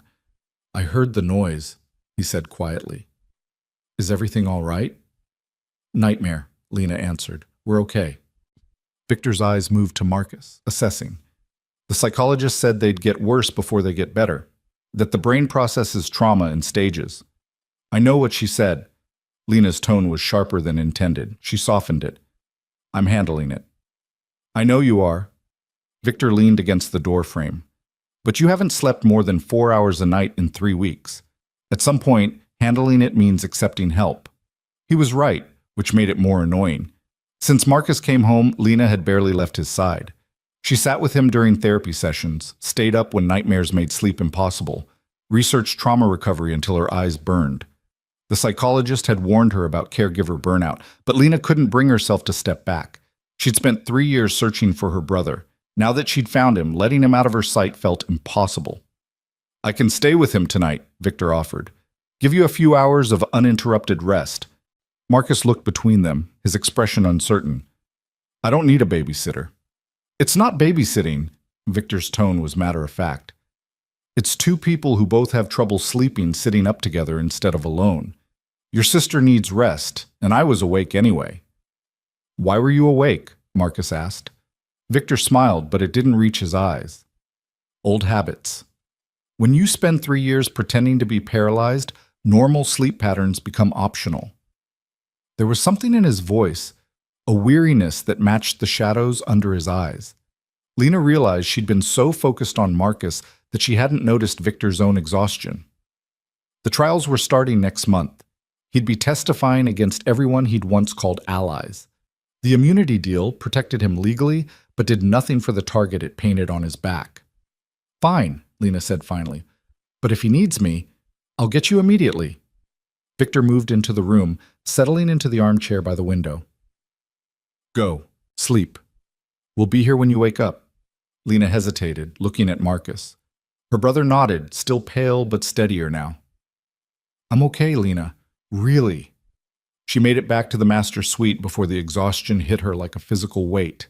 The bed swallowed her whole, and she was asleep before her head fully settled on the pillow. She woke 6 hours later to sunlight streaming through the windows and the smell of coffee. Margaret stood by the door with a tray, her expression knowing. "Mr. Kane asked me to let you sleep," Margaret said. "He and Marcus are in the library." Lena showered quickly and dressed, then followed the sound of voices. She found them exactly where Margaret said they'd be.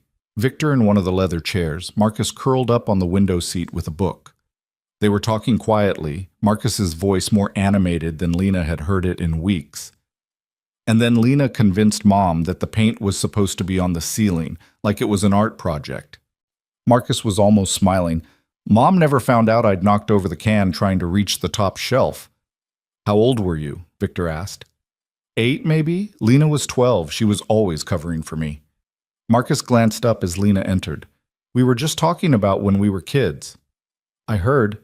Lena accepted the coffee Margaret had sent with her. The paint incident was a disaster. I'm amazed Mom believed that story. She wanted to believe it. Victor's tone was mild. Parents usually do when the alternative is accepting their children are destructive. Were you destructive as a child? Marcus asked. Spectacularly. Victor's smile was genuine this time. I once set fire to my father's study trying to build a rocket. He was less forgiving than your mother. They talked for another hour, trading stories that felt normal and easy. Marcus laughed, actually laughed, at something Victor said about his own disastrous childhood experiments, and Lena felt something tight in her chest loosen slightly.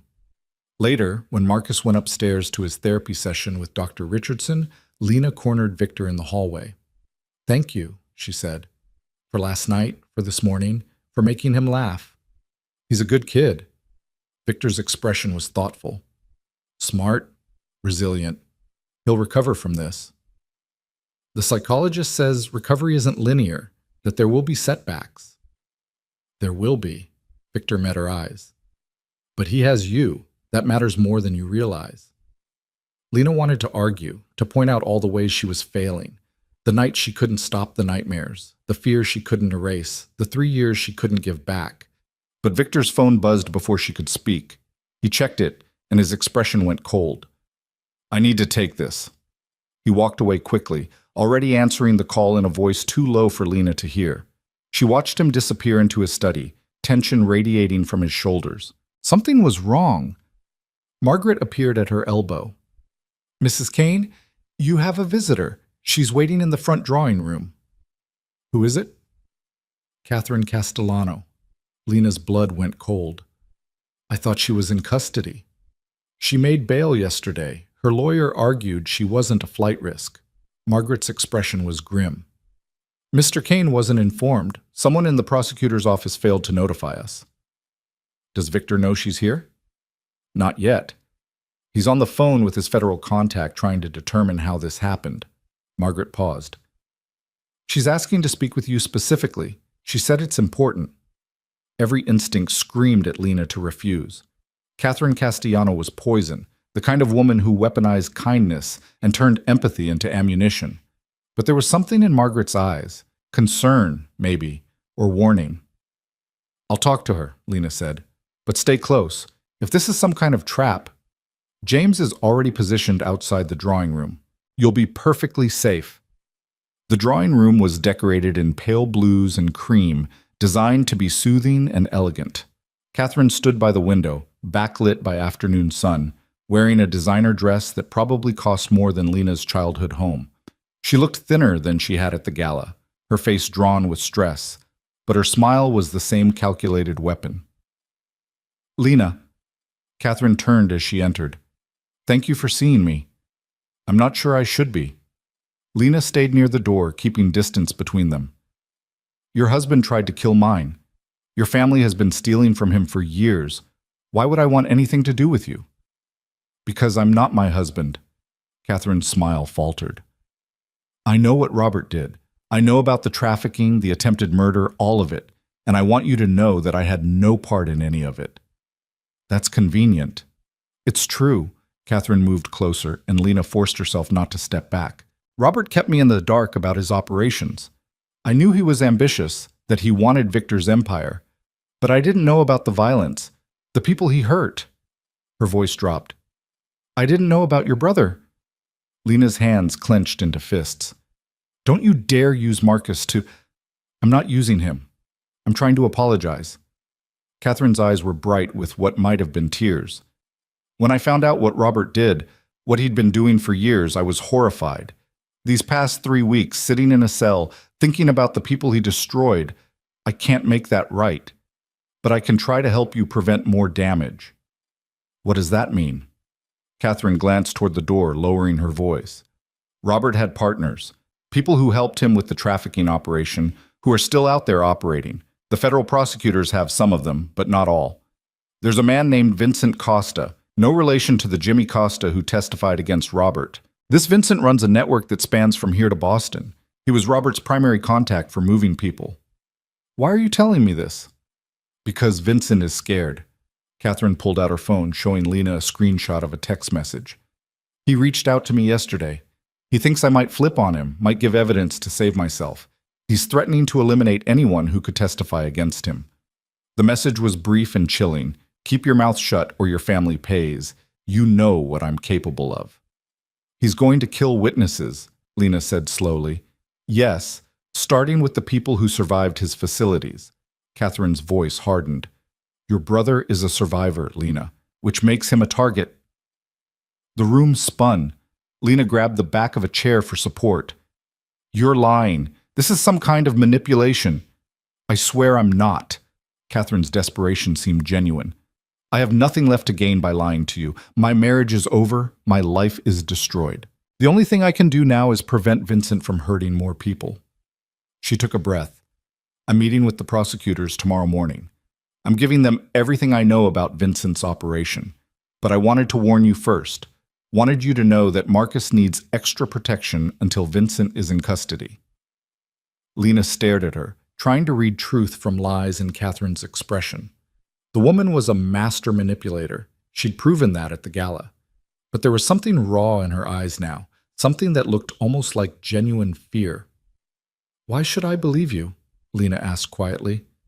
Because you're smart enough to verify everything I've said.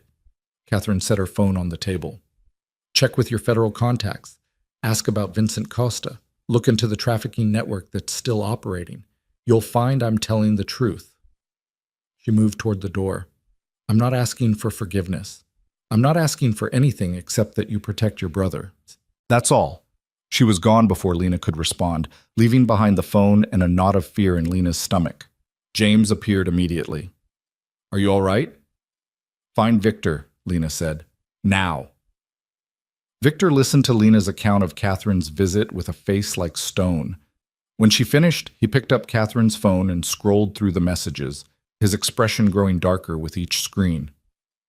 Vincent Costa is real, he said finally. He was Robert's partner in the trafficking operation. We gave the feds his name, but he went to ground before they could arrest him. He looked up at Lena. Catherine's right about one thing. He's extremely dangerous. If he thinks Marcus can testify against him, he'll come after Marcus. Lena's voice was steady despite the terror clawing at her chest. What do we do? We increase security, immediately. Victor was already dialing. James, I need a full team on the property, rotating shifts, armed guards at every entrance. No one gets in or out without clearance. He paused. And contact the federal prosecutor. Tell them Catherine Castellano provided intelligence about an active threat. We need Vincent Costa in custody yesterday. The mansion transformed over the next few hours. Guards appeared at every door and window. James coordinated with a private security firm Victor had used before, bringing in people he trusted personally. Dr. Richardson's session with Marcus was moved to the mansion instead of her office. Margaret ensured that all the household staff were accounted for and briefed on the new security protocols. Marcus noticed the changes immediately. What's happening? He asked when he came downstairs to find armed guards in the hallway. Why are there so many people? Lena pulled him into the study and closed the door. She told him everything. Catherine's visit, the threat from Vincent Costa, the possibility that he was still in danger from the people who'd held him captive. Marcus listened without interrupting, his face going progressively paler. When she finished, he was silent for a long moment. I knew this wasn't over, he said finally. I knew it couldn't be that easy. It's not your fault. I'm a witness. Marcus's voice was flat. I can identify people, describe the facility, testify about what happened. Of course they want me dead. He looked at Lena with eyes too old for his age. Should I just disappear? Would that keep you safe? Absolutely not. Lena gripped his shoulders. You're not going anywhere. We're going to keep you safe, and the federal team is going to arrest Vincent, and you're going to testify and help put these people away forever. And if they get to me first, they won't. Victor spoke from the doorway.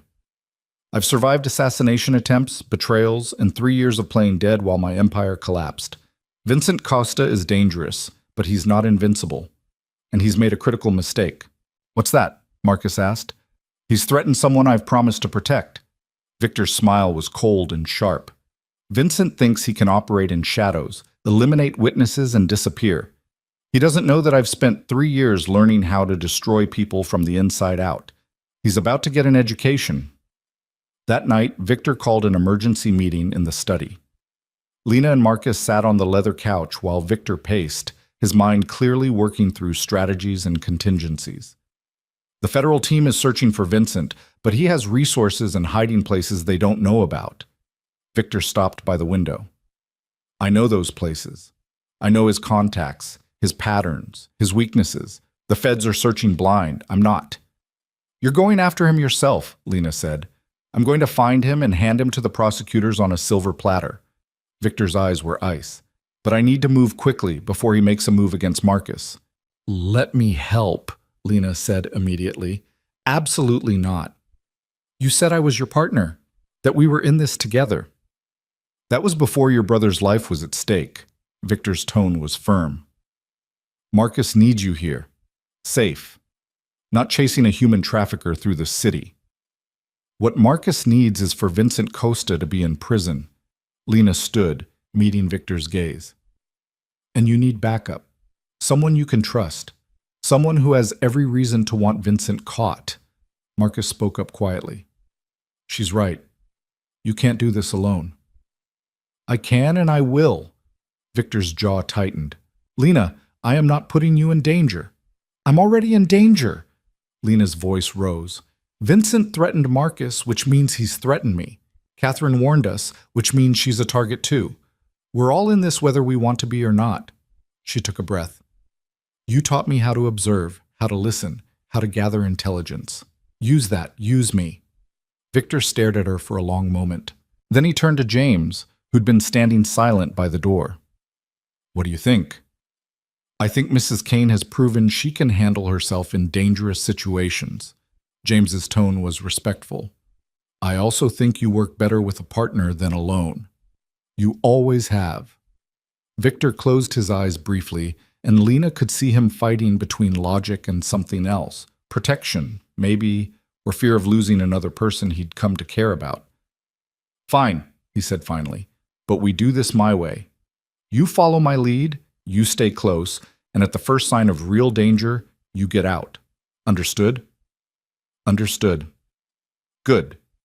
Victor pulled out his phone. Because we're leaving in an hour. I have a contact who can point us toward Vincent's current location, but we need to move before he realizes Catherine's talking to the prosecutors. Marcus stood, his face determined despite the fear in his eyes. I want updates. Every hour. I need to know you're both safe. You'll have them.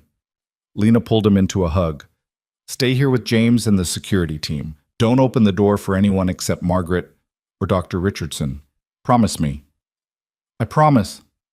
Marcus pulled back. But Lena, be careful. I just got you back. I can't lose you now. You won't. She tried to sound confident. Victor's too stubborn to let anything happen to me. Damn right, Victor muttered. Now let's move. We're running out of time. The contact Victor mentioned turned out to be a woman named Sophia who ran a bar in Red Hook. She was in her 60s, steel gray hair pulled back in a severe bun, with eyes that missed nothing. She poured them whiskey without asking and waited until they'd both drunk before speaking. Vincent Costa. She said the name like it tasted bad.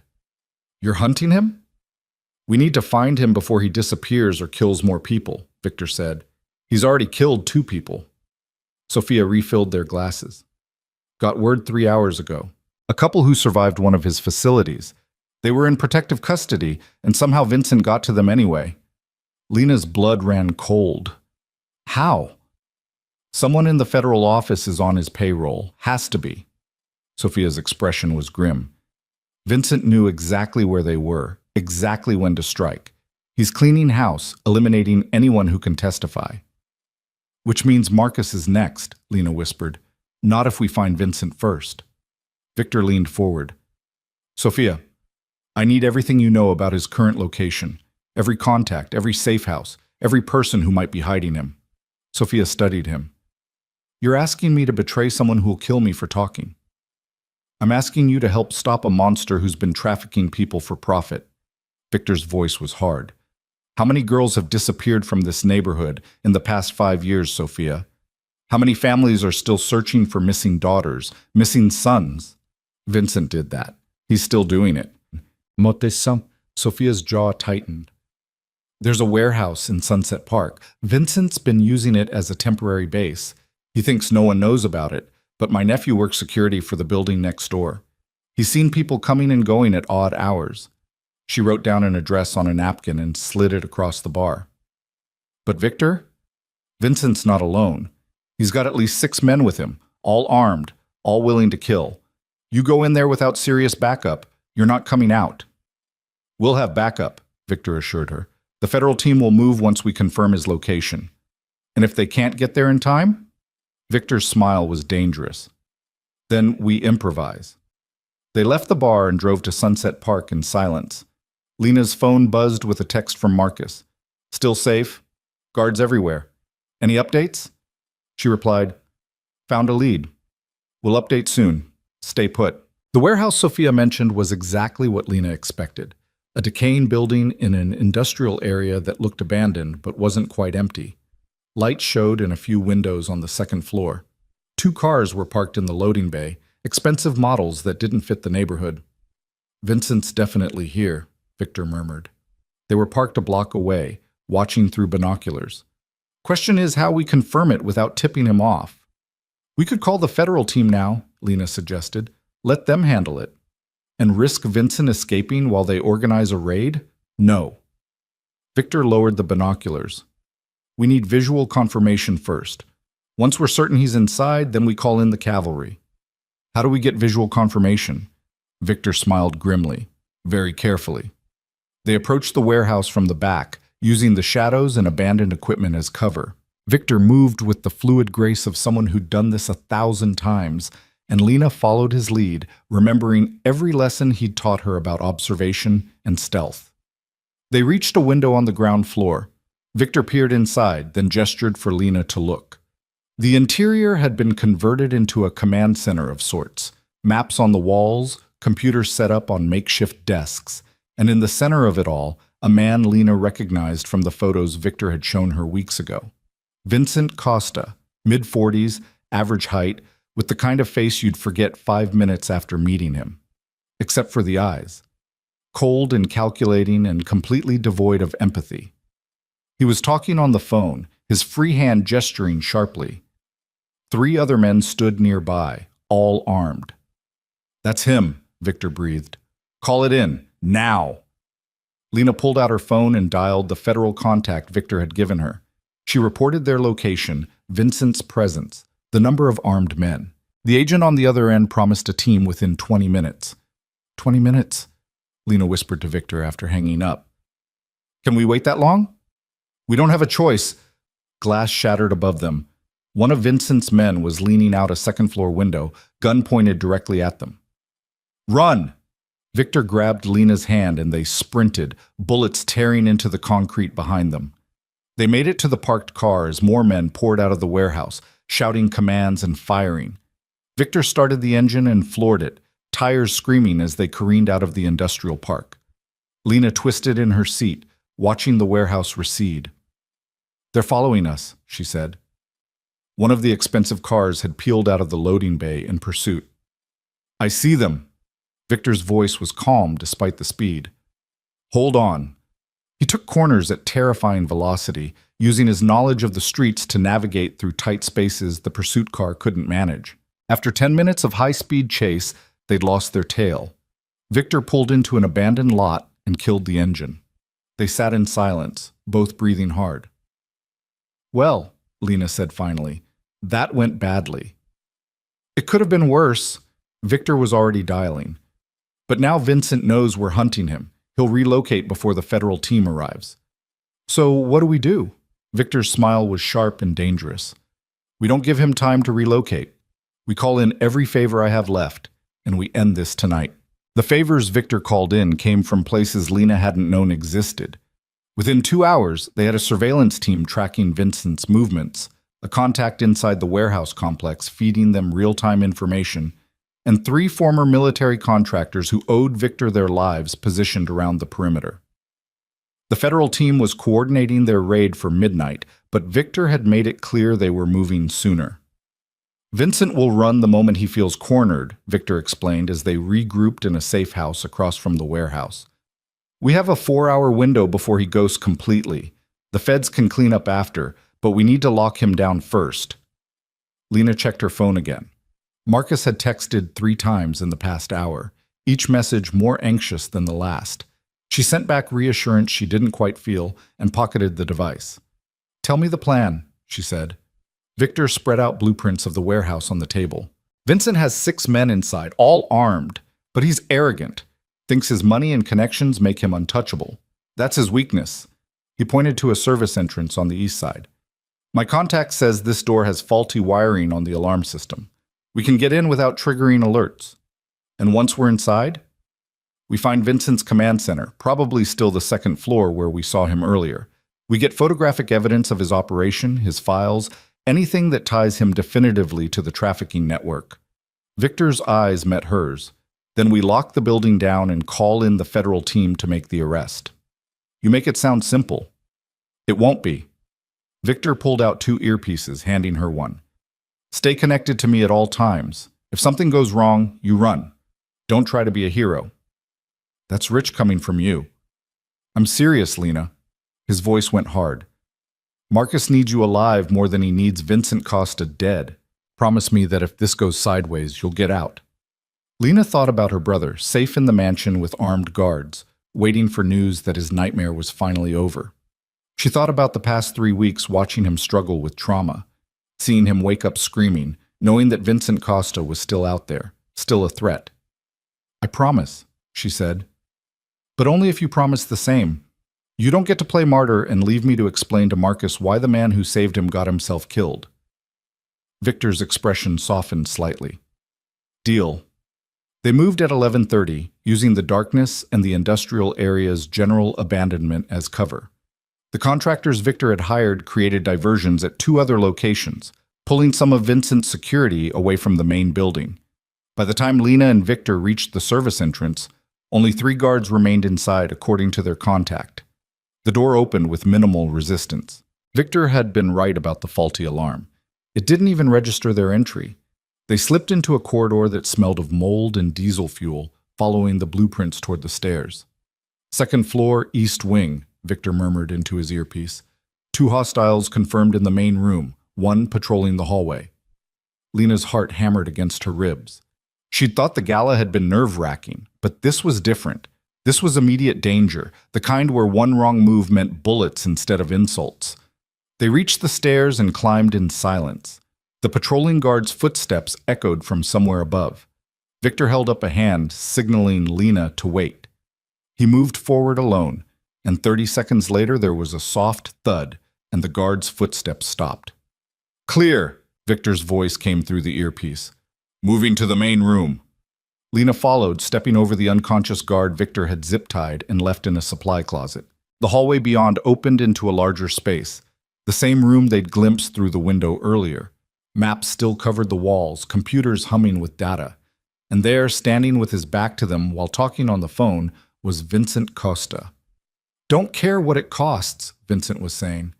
"I want every witness dead by morning, starting with the Carter kid. He's the biggest threat." Lena's blood turned to ice. Victor's hand found hers, squeezing once in warning or reassurance. "The security at Kane's mansion is tight," Vincent continued. "But everyone has a weakness. Find it. Exploit it. I want confirmation by dawn that the kid is neutralized." Rage burned through Lena's fear. This man was casually ordering her brother's death, like he was placing a takeout order. She started forward, but Victor's grip tightened, holding her back. "Not yet," he breathed. "We need evidence first." He pulled out his phone, setting it to record video. They watched as Vincent ended his call and moved to one of the computers, pulling up files that showed photos of Marcus, detailed layouts of Victor's mansion, guard schedules that shouldn't have been accessible to anyone outside the security team. "Someone inside is feeding him information," Lena whispered. "We'll deal with that later." Victor was still recording, capturing every detail. Right now, we focus on Vincent. Vincent's phone rang again. He answered with barely concealed irritation. What now? Lena couldn't hear the voice on the other end, but she watched Vincent's expression change from annoyance to alarm. What do you mean the feds are moving early? They're not supposed to raid until... He stopped. How long do I have? He started grabbing files, shoving them into a bag with frantic energy. Everyone out! Now! We're compromised! The two guards who'd been standing near the door immediately moved toward the exit. Vincent was right behind them, his focus entirely on escape. Now, Victor said. They stepped into the room, blocking the doorway. Vincent froze, his eyes going wide with recognition. Kane. His voice was flat. I should have killed you when I had the chance. You mean when Robert tried and failed? Victor's smile was cold. You backed the wrong partner, Vincent. Robert's in federal custody, your operation is falling apart, and you're about to spend the rest of your life in prison. I don't think so. Vincent pulled a gun from his jacket, but he wasn't aiming at Victor. He was aiming at Lena. Drop whatever recording device you're holding, or your pretty wife dies. Victor's expression didn't change, but Lena felt the shift in his posture, the coiled tension of a predator ready to strike. You're not going to shoot her. Why wouldn't I? Because the moment you pull that trigger, I'll kill you before your finger leaves the trigger guard. Victor's voice was perfectly calm. And then the federal team that's currently surrounding this building will storm in and find your corpse next to all the evidence of your trafficking operation. Your legacy will be a cautionary tale about human garbage who died badly. Vincent's hand trembled slightly. The feds aren't here yet. I have time. You have 30 seconds. Victor pulled out his own phone, showing the screen to Vincent. It displayed a live feed of federal vehicles surrounding the warehouse. They've been in position for the past 10 minutes. I've been stalling because I wanted to see your face when you realized you'd lost. This is a setup. Vincent's eyes darted between them. You called them early. You planned this. Of course I did. Victor took a step forward. Did you really think I'd let you threaten Marcus Carter and walk away? That boy survived 3 years of hell in your partner's facility. He's been through more trauma than you could comprehend. And you wanted to kill him to protect yourself. His voice went quiet and deadly. That was a mistake. He's a witness. He's a survivor. Lena spoke for the first time, her voice steady despite the gun pointed at her chest. And he's going to testify against everyone involved in what happened to him, including you, and there's nothing you can do to stop it. Vincent's finger tightened on the trigger. Several things happened simultaneously. Victor lunged forward, faster than Lena had ever seen him move. His hand caught Vincent's wrist, forcing the gun upward just as it fired. The bullet went into the ceiling, showering them with plaster. Victor twisted, and there was a sickening crack as Vincent's wrist broke. The gun clattered to the floor. Federal agents burst through every entrance, weapons drawn, shouting commands. Vincent went down hard, face first onto the concrete, with 3 agents on top of him within seconds. Clear, someone shouted. Suspect in custody. Lena sagged against the wall, her legs suddenly unsteady. Victor was at her side immediately, his hands on her shoulders, his eyes scanning her for injury. Are you hurt? He demanded. No, I'm... She couldn't finish the sentence. The adrenaline was draining away, leaving her shaking and cold. Is it over? Is he really? He's in custody. Victor pulled her into his arms, and Lena let herself lean into the embrace just for a moment. It's over. Vincent's going to prison. The trafficking network is finished. Marcus is safe.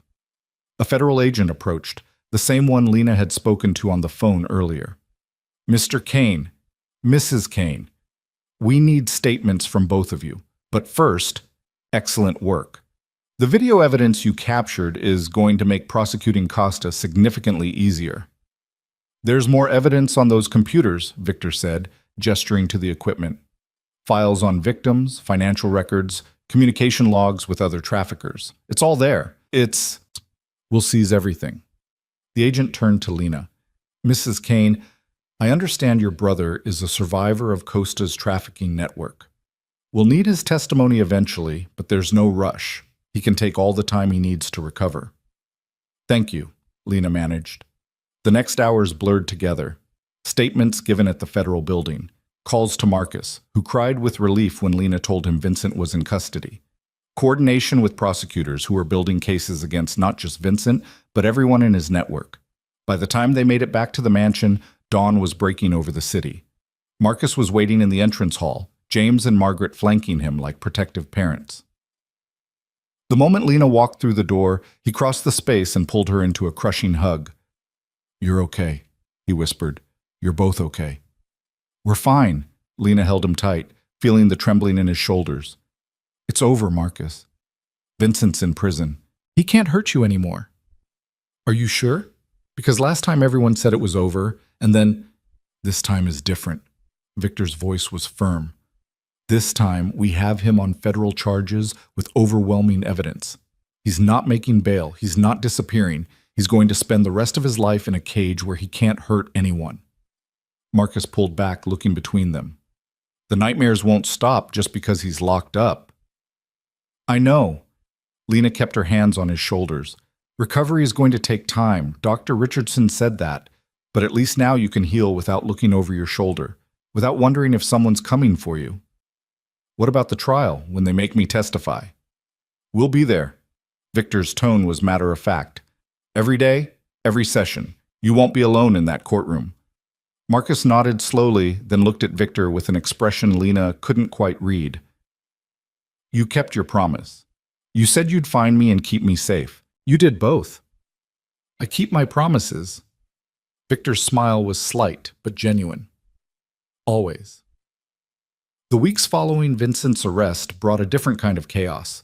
The trials began, first Robert's, then Thomas's, then a parade of territory managers and conspirators who'd carved up Victor's empire.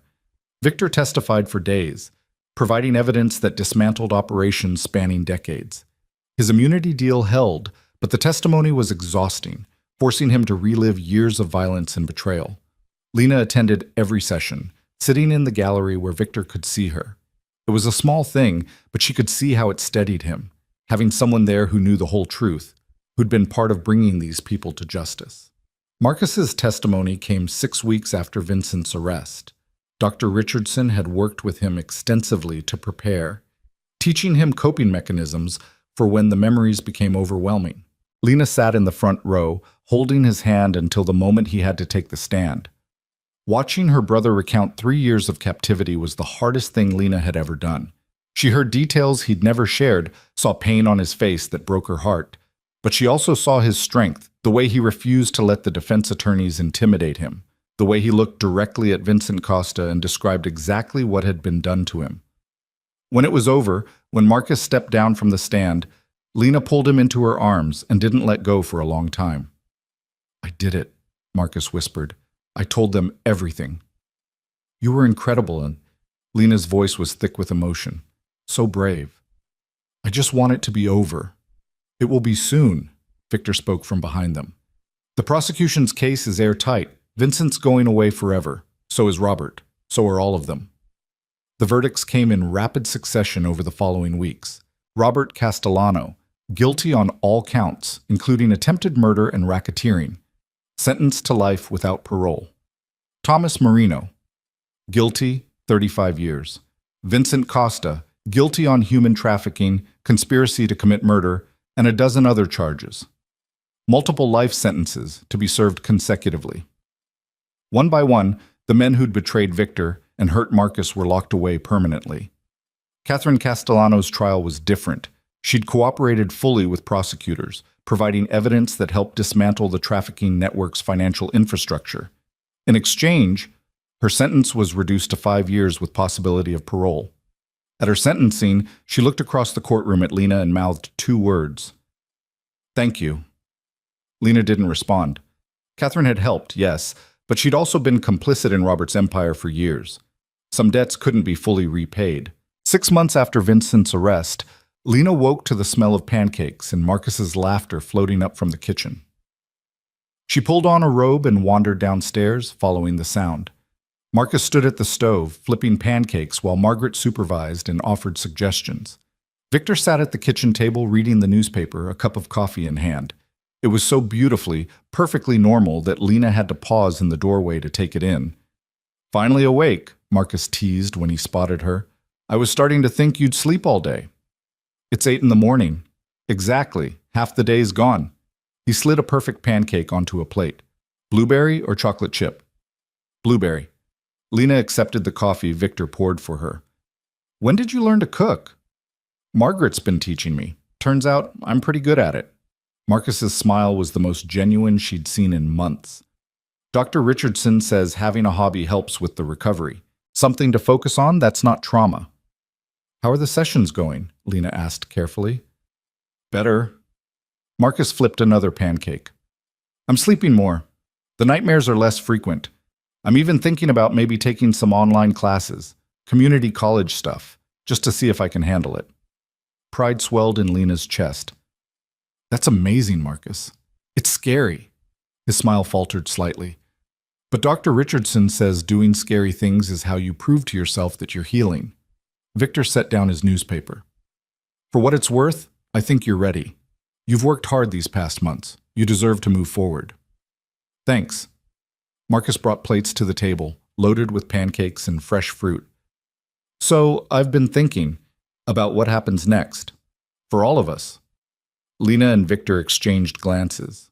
This conversation had been building for weeks. What they were to each other now that the immediate danger had passed, now that the trials were over and life was settling into something almost resembling normal.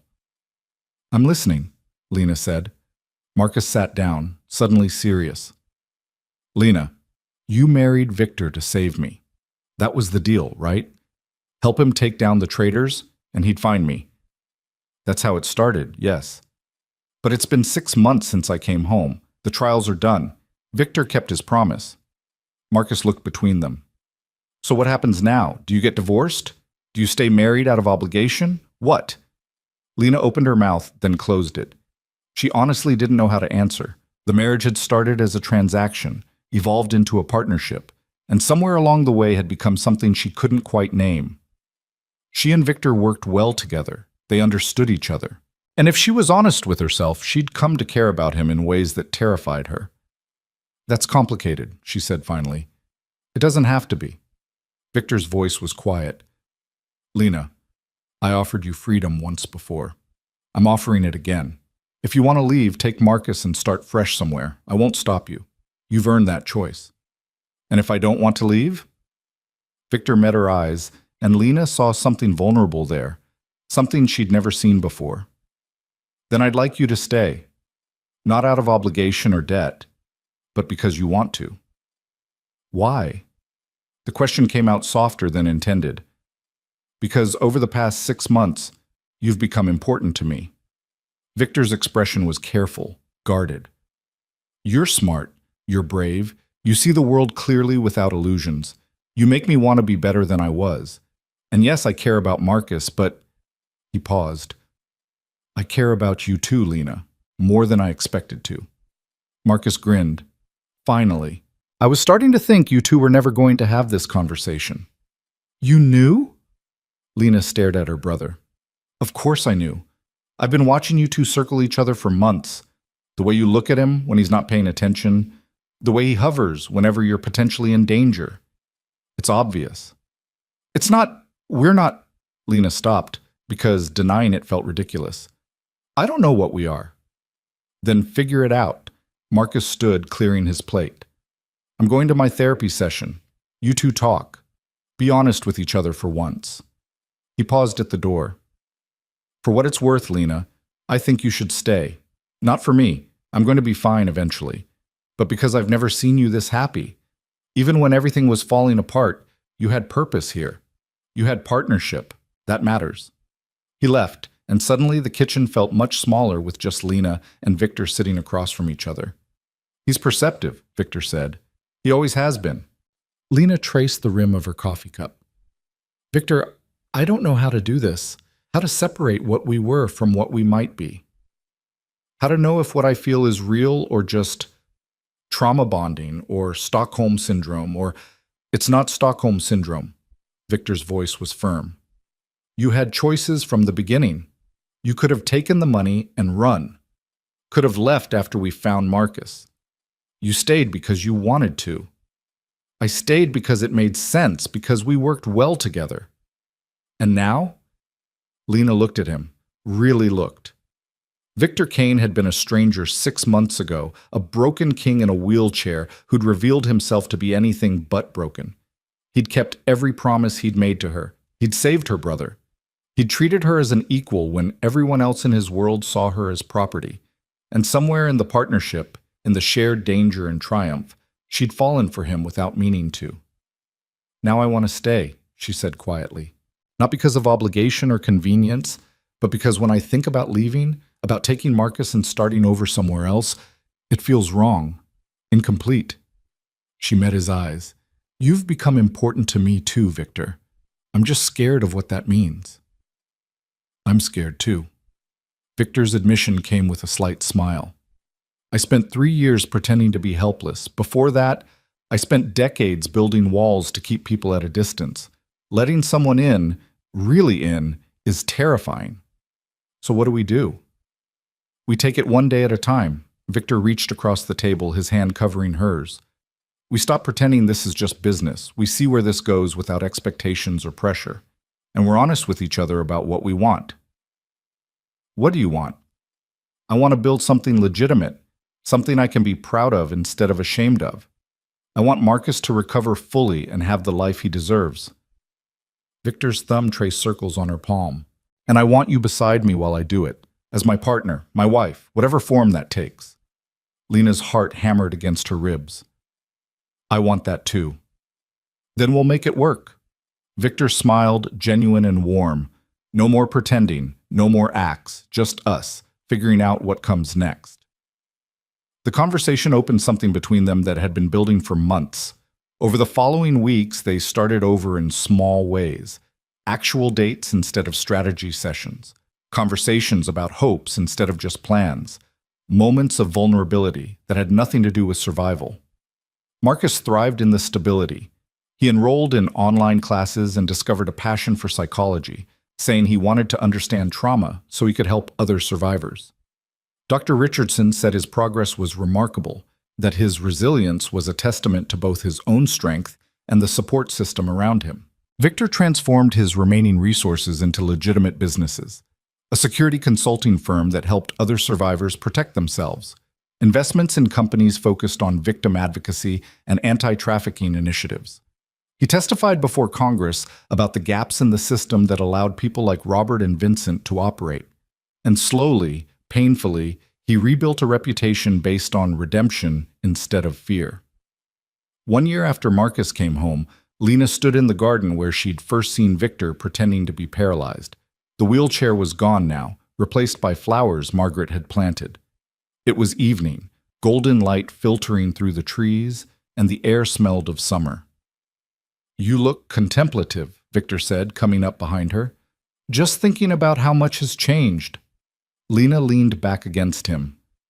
"A year ago, I was being sold to pay my father's debts. Now I'm here. Marcus is healthy. You're free. It feels almost impossible. We made it possible." Victor's arms wrapped around her waist.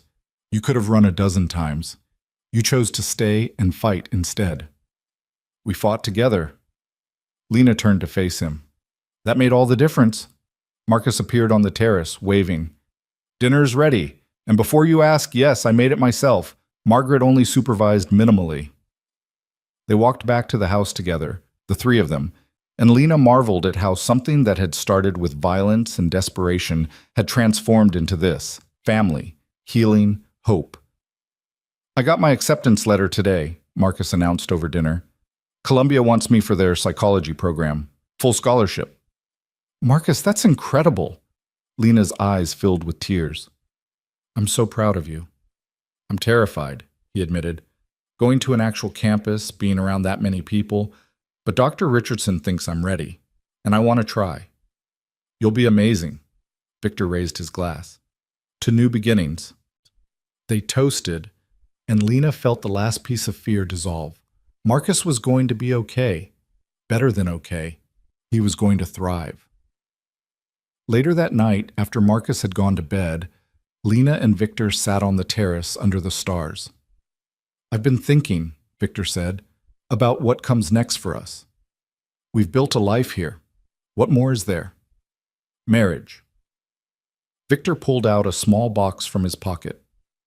A real one, this time. Not a transaction or a tactical alliance, but a choice we both make freely. He opened the box, revealing a simple ring, elegant without being ostentatious, exactly Lena's style. We're already married, she pointed out, her heart racing. Legally, yes, but that was done under duress, witnessed by people who are now in prison. Victor took her hand. I want to do it again, properly. With Marcus there and Margaret and people who actually care about us. I want vows that mean something beyond survival. Victor Kane, are you proposing to your own wife? I'm proposing that we renew our commitment to each other, that we choose this marriage instead of being forced into it. His eyes were serious. What do you say, Lena? Will you marry me again? Lena thought about the girl who'd been sold to pay her father's debts, who'd walked into this mansion expecting nothing but suffering. She thought about the partnership they'd built, the trust they'd earned, the love that had grown in the spaces between danger and triumph. Yes, she said simply. Let's do it right this time. The ceremony took place 3 months later in the garden, small and intimate with only the people who mattered. Marcus walked Lena down the makeshift aisle, beaming with pride. Margaret cried. James smiled. And Victor, standing at the altar in the same spot where he'd once sat in a wheelchair pretending to be broken, looked at Lena like she was the only thing in the world that mattered. The vows they wrote to themselves were honest and raw, speaking to partnership and choice, and building something better from the ashes of what had been. When Victor slipped the ring onto Lena's finger, the same one he'd offered that night on the terrace, it felt like a promise being kept, like everything they'd survived had led to this moment. I love you, Victor said simply. Not because of what we've been through, but because of who you are. You're the strongest person I've ever met, and I'm honored to spend my life beside you. I love you too, Lena replied, her voice steady. You gave me back my brother. You gave me purpose when I had none. You saw me as an equal when everyone else saw property, and you taught me that choosing to stay can be just as brave as choosing to run. They kissed while their tiny gathering applauded, and Lena felt the last piece of her old life fall away. She wasn't Lena Carter from Queens anymore, sold to erase a debt. She was Lena Kane, partner and wife and survivor, who'd helped dismantle a criminal empire and saved her brother and found love in the most unexpected place. 5 years later, Lena stood in the same garden, watching Marcus graduate from Columbia with honors. He'd become an advocate for trafficking survivors, working with the very organizations Victor had helped fund. His thesis on trauma recovery had been published and was being used in therapeutic practices across the country. He's come so far, Victor murmured, his arm around Lena's waist. We all have. Lena watched her brother accept his diploma, his smile bright and genuine. Sometimes I still can't believe we made it here. Believe it. Victor kissed her temple. We fought for this. All of it. Their daughter, 2 years old, with Victor's dark hair and Lena's eyes, tugged at Lena's hand. Mama, when's Uncle Marcus done talking? Soon, sweetheart. Lena picked her up. He's just very proud. After the ceremony, they gathered for dinner at the mansion. Marcus brought his girlfriend, a fellow psychology student who understood his past without being defined by it. Margaret served a feast, beaming like the proud grandmother she'd become. James regaled them with stories about the security firm's latest contract, and Lena sat at the table surrounded by the family she'd built from nothing, feeling more content than she'd ever imagined possible. I have an announcement, Marcus said during dessert. I got a job offer. The Soderbergh Foundation wants me to direct their new survivor support program. It's a huge opportunity, but it means relocating to Boston. Lena's chest tightened. That's wonderful, Marcus. You don't have to pretend it doesn't hurt. Marcus smiled gently. I know we've been in the same city this whole time. But Lena, you saved my life. You gave me the space to heal. Now it's time for me to use what I've learned to help other people. You understand that, right? Of course I do. Lena's voice was thick with emotion. I'm so proud of you. I'll miss you. Boston's 3 hours away. I'll visit constantly. You're not getting rid of me that easily. Marcus stood and pulled her into a hug. You gave me my life back, Lena. Now I'm going to pay that forward, just like you and Victor have been doing with all your advocacy work." "He's right," Victor said quietly. "We've built something here, a foundation for survivors, support networks, legislation that actually protects people. Marcus is taking that work to the next level. We should celebrate that." They toasted Marcus's new position, and Lena felt pride overwhelm the sadness. Her baby brother had survived hell and emerged stronger, ready to help others do the same. That was everything she'd hoped for, and more. That night, after everyone had gone and their daughter was asleep, Lena and Victor stood on the terrace where they'd renewed their vows 5 years earlier. "Do you ever regret it?" Victor asked. "Staying when you could have left?" "Never." Lena leaned into him. "You gave me everything that matters, my brother, a purpose, a family, love that I chose instead of something forced on me. I was terrified when I offered you that first choice." Victor's arms tightened around her. "Terrified you'd take the money and run. Terrified I'd never see you again. I was terrified too, of trusting you, of believing you'd actually help me find Marcus." Lena smiled. "But you kept every promise. You showed me what partnership really means." "We showed each other." Victor turned her to face him. "I was a broken king playing dead, planning revenge, becoming the monster I'd spent my life fighting against. You reminded me there was another way, that I could choose redemption instead of just destruction. You would have found that path anyway." "Maybe, but it would have taken longer and cost more." He kissed her softly. "Thank you, Lena, for staying, for fighting beside me, for building this life with me. Thank you for seeing me when everyone else just saw a transaction." Lena kissed him back. "For making me your partner instead of your property. For keeping your promises even when it cost you everything." They stood together in the darkness, two people who'd been sold and broken and had chosen to rebuild themselves into something stronger. The empire Victor had built on fear was gone, replaced by something better. A legacy of protection and advocacy and second chances. And Lena, who'd walked into a marriage expecting only survival, had found so much more. She'd found her brother. She'd found purpose. She'd found love that she'd chosen freely, built on trust and partnership and the knowledge that they'd survived the worst together and emerged on the other side. The broken king had stood up. The sold bride had become a queen. And together, they'd built something that would outlast them both. A foundation of hope for people who thought they had none. Proof that survival was just the beginning and that healing was always possible. Marcus was safe and thriving. Victor's empire had transformed from criminal enterprise to force for good. And Lena had gone from invisible girl in Queens to woman who'd helped dismantle a trafficking network and changed countless lives. It wasn't the ending she'd expected when she walked into that warehouse to be sold. It was so much better. Years later, when people asked how they'd met, Lena and Victor would exchange knowing glances and give the simplified version. A marriage that started as business and became love.